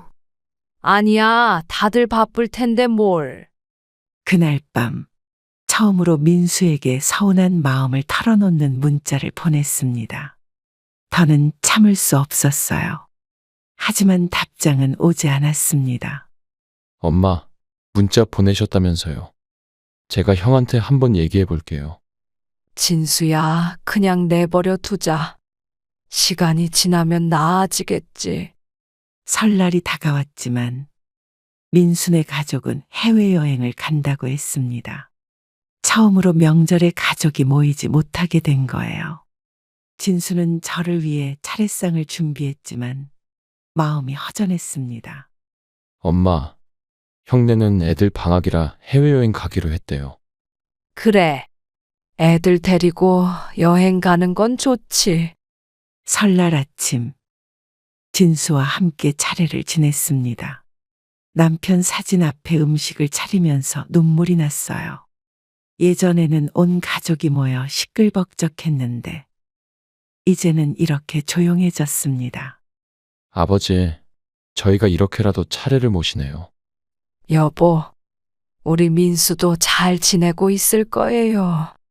오후가 되자 친척들이 찾아왔습니다. 모두들 민수를 물었지만 저는 애매하게 대답할 수밖에 없었어요. 해외여행을 갔다고 하기도 민망했고 실망스러운 눈빛을 보고 싶지 않았습니다. 큰아들은 왜 안 보이나? 요즘도 바쁜가? 네. 일이 많아서 오늘은 못 왔네요. 저녁에는 민수에게서 영상통화가 왔습니다. 화면 속 손주들은 호텔 수영장에서 즐거워 보였어요. 하지만 통화는 짧게 끝났고 더 허전한 마음만 남았습니다. 할머니, 여기 너무 좋아요. 다음에 할머니도 같이 와요. 그래. 잘 놀다 와라. 진수는 저를 위로하려 했지만 명절날 큰아들이 오지 않는다는 건 쉽게 받아들여지지 않았어요. 작은 아들이 옆에 있어도 마음 한구석이 비어있는 것 같았습니다. 엄마, 내년에는 꼭 다 같이 모일 수 있을 거예요. 그냥 민수가 행복하면 돼. 엄마는 그걸로 충분해. 복지관에서 점심을 먹던 중에 우연히 민수네 막내가 입원했다는 소식을 들었습니다. 다른 엄마들의 대화를 통해 알게 된 거예요. 손주가 맹장 수술을 받았다는데 저에게는 연락도 없었습니다. 김순자 씨, 손주 맹장 수술했다면서요? 네. 처음 듣는 얘긴데요. 바로 진수에게 전화를 걸었습니다. 진수도 이미 알고 있었지만 저를 걱정해서 말하지 않았다고 했어요. 아이가 수술은 잘 받았다고 하지만 마음이 너무 아팠습니다. 엄마, 형이 엄마 걱정할까봐 말하지 말라고 했어요. 그래도 우리 강희가 수술을 받았는데 할머니가 모르면 어떡해. 망설이다가 민수한테 전화를 걸었습니다. 수술한 지 3일이나 지났다는데 전화를 받지 않았어요. 한참 뒤에 문자가 왔습니다. 죄송해요, 어머니. 아이 수술이라 정신이 없었네요. 강희는 좀 어때? 병원에 가볼까? 병원에 찾아가고 싶었지만 민수가 말렸습니다. 이미 퇴원을 준비 중이라고 했어요. 저는 손주의 얼굴도 보지 못한 채 발걸음을 돌려야 했습니다. 아직 면회는 어려워요. 강희도 피곤해하고. 그래. 그럼 푹 쉬게 해주렴. 집으로 돌아오는 길이 무척 길게 느껴졌습니다. 진수가 위로를 해주었지만 가슴 한켠이 먹먹했어요. 내 손주가 아픈데도 가보지 못하다니. 엄마, 제가 형한테 한번 얘기해 볼게요. 아니야. 이제 나는 남이 됐나 봐. 그날 밤 손주에게 줄 영양제를 사러 나갔습니다. 직접 만나지는 못해도 뭐라도 해주고 싶었어요. 약국 앞에서 한참을 서성이다 들어갔습니다. 할머니, 아이 연령에 맞는 영양제를 추천해 드릴게요. 네. 수술 후 회복에 좋은 걸로 부탁드려요. 그날 저녁 오랜만에 가족이 한자리에 모였습니다. 진수도 함께해서 더욱 웃음이 가득했어요. 식탁 위에는 제가 만든 음식들로 가득했습니다. 할머니 김치찌개가 최고예요. 엄마, 감사합니다. 서로에 대한 이해를 확인하고 싶어서 가족들과 제주도 여행을 가기로 했습니다. 민수와 진수가 시간을 내기는 쉽지 않았지만 이번만큼은 꼭 함께 하자고 했어요. 엄마, 비행기 표는 제가 예매했어요. 이제 짐만 준비하면 돼요. 그래. 오랜만에 다 같이 가는 거라 설레네. 여행 전날 저는 밤늦게까지 도시락을 준비했습니다. 비행기에서 먹을 김밥과 유부초밥을 만들었어요. 아이들이 좋아하는 반찬도 넣었죠. 어머님, 제가 도와드릴게요. 고마워, 은지야. 이렇게 도와주니 훨씬 수월하네. 공항에서 만난 가족들의 얼굴에는 웃음이 가득했습니다. 오랜만에 보는 손주들은 더 크고 예뻐진 것 같았어요. 할머니, 제주도에서 돌고래도 보고 한라산도 올라가요. 그래, 우리 강이랑 다 같이 가보자. 제주도에 도착해서 첫 번째로 향한 곳은 성산 일출봉이었습니다. 가파른 계단을 오르는 동안 민수가 제 손을 잡아주었어요. 엄마, 조심하세요. 제가 부축할게요. 괜찮아. 엄마도 아직은 이 정도는 할 수 있어. 정상에 올라 바라본 바다는 너무나 아름다웠습니다. 파란 하늘과 맞닿은 수평선을 보며 우리 가족의 미래도 저렇게 넓고 깊을 거라고 생각했어요. 우리 다음에 또 와요. 그때는 더 좋은 곳으로 갈게요. 오늘이 제일 좋은 날이야. 다들 와줘서 고마워. 저녁에는 흑돼지 삼겹살을 구워 먹었습니다. 민수와 진수는 소주잔을 기울이며 그동안 하지 못했던 이야기를 나눴어요. 형제의 우애가 회복되는 걸 보니 마음이 따뜻해졌습니다. 형, 이제 자주 보면서 지내요. 그래, 우리 앞으로는 더 자주 만나자. 이제 저는 자식에게 의지하지 않는 삶을 살아가려 합니다. 요양원에서의 시간과 가족과의 갈등을 겪으며 깨달았어요. 부모라는 이유로 자식에게 기대는 것이 아니라 한 사람의 인생으로서 독립적인 삶을 살아야 한다는 것을요. 복지관에서 만난 친구들과 함께 운동도 하고 취미 생활도 하면서 제 삶을 찾아가고 있습니다. 자식들에게 부담되지 않으면서도 서로를 존중하는 관계를 만들어가는 것이 중요하다는 걸 알게 되었어요. 나이 들어 혼자가 된다는 건 두려운 일이지만 그것 또한 인생의 한 과정이라고 생각합니다. 건강 관리를 하면서 스스로를 돌보고 새로운 관계를 만들어가는 것이 행복한 노후의 시작이라는 걸 배웠죠. 자식들은 이제 그들의 삶을 살아가야 합니다. 저 역시 제 삶을 살아가야 하고요. 서로에게 부담이 되지 않으면서도 따뜻한 정을 나누는 것, 그것이 진정한 가족의 모습이 아닐까요? 이제는 압니다. 진정한 효도는 부모에게 의존하게 만드는 것이 아니라 부모가 독립적인 삶을 살 수 있도록 돕는 것이라는 걸요. 저는 오늘도 제 삶의 주인공으로 살아갑니다.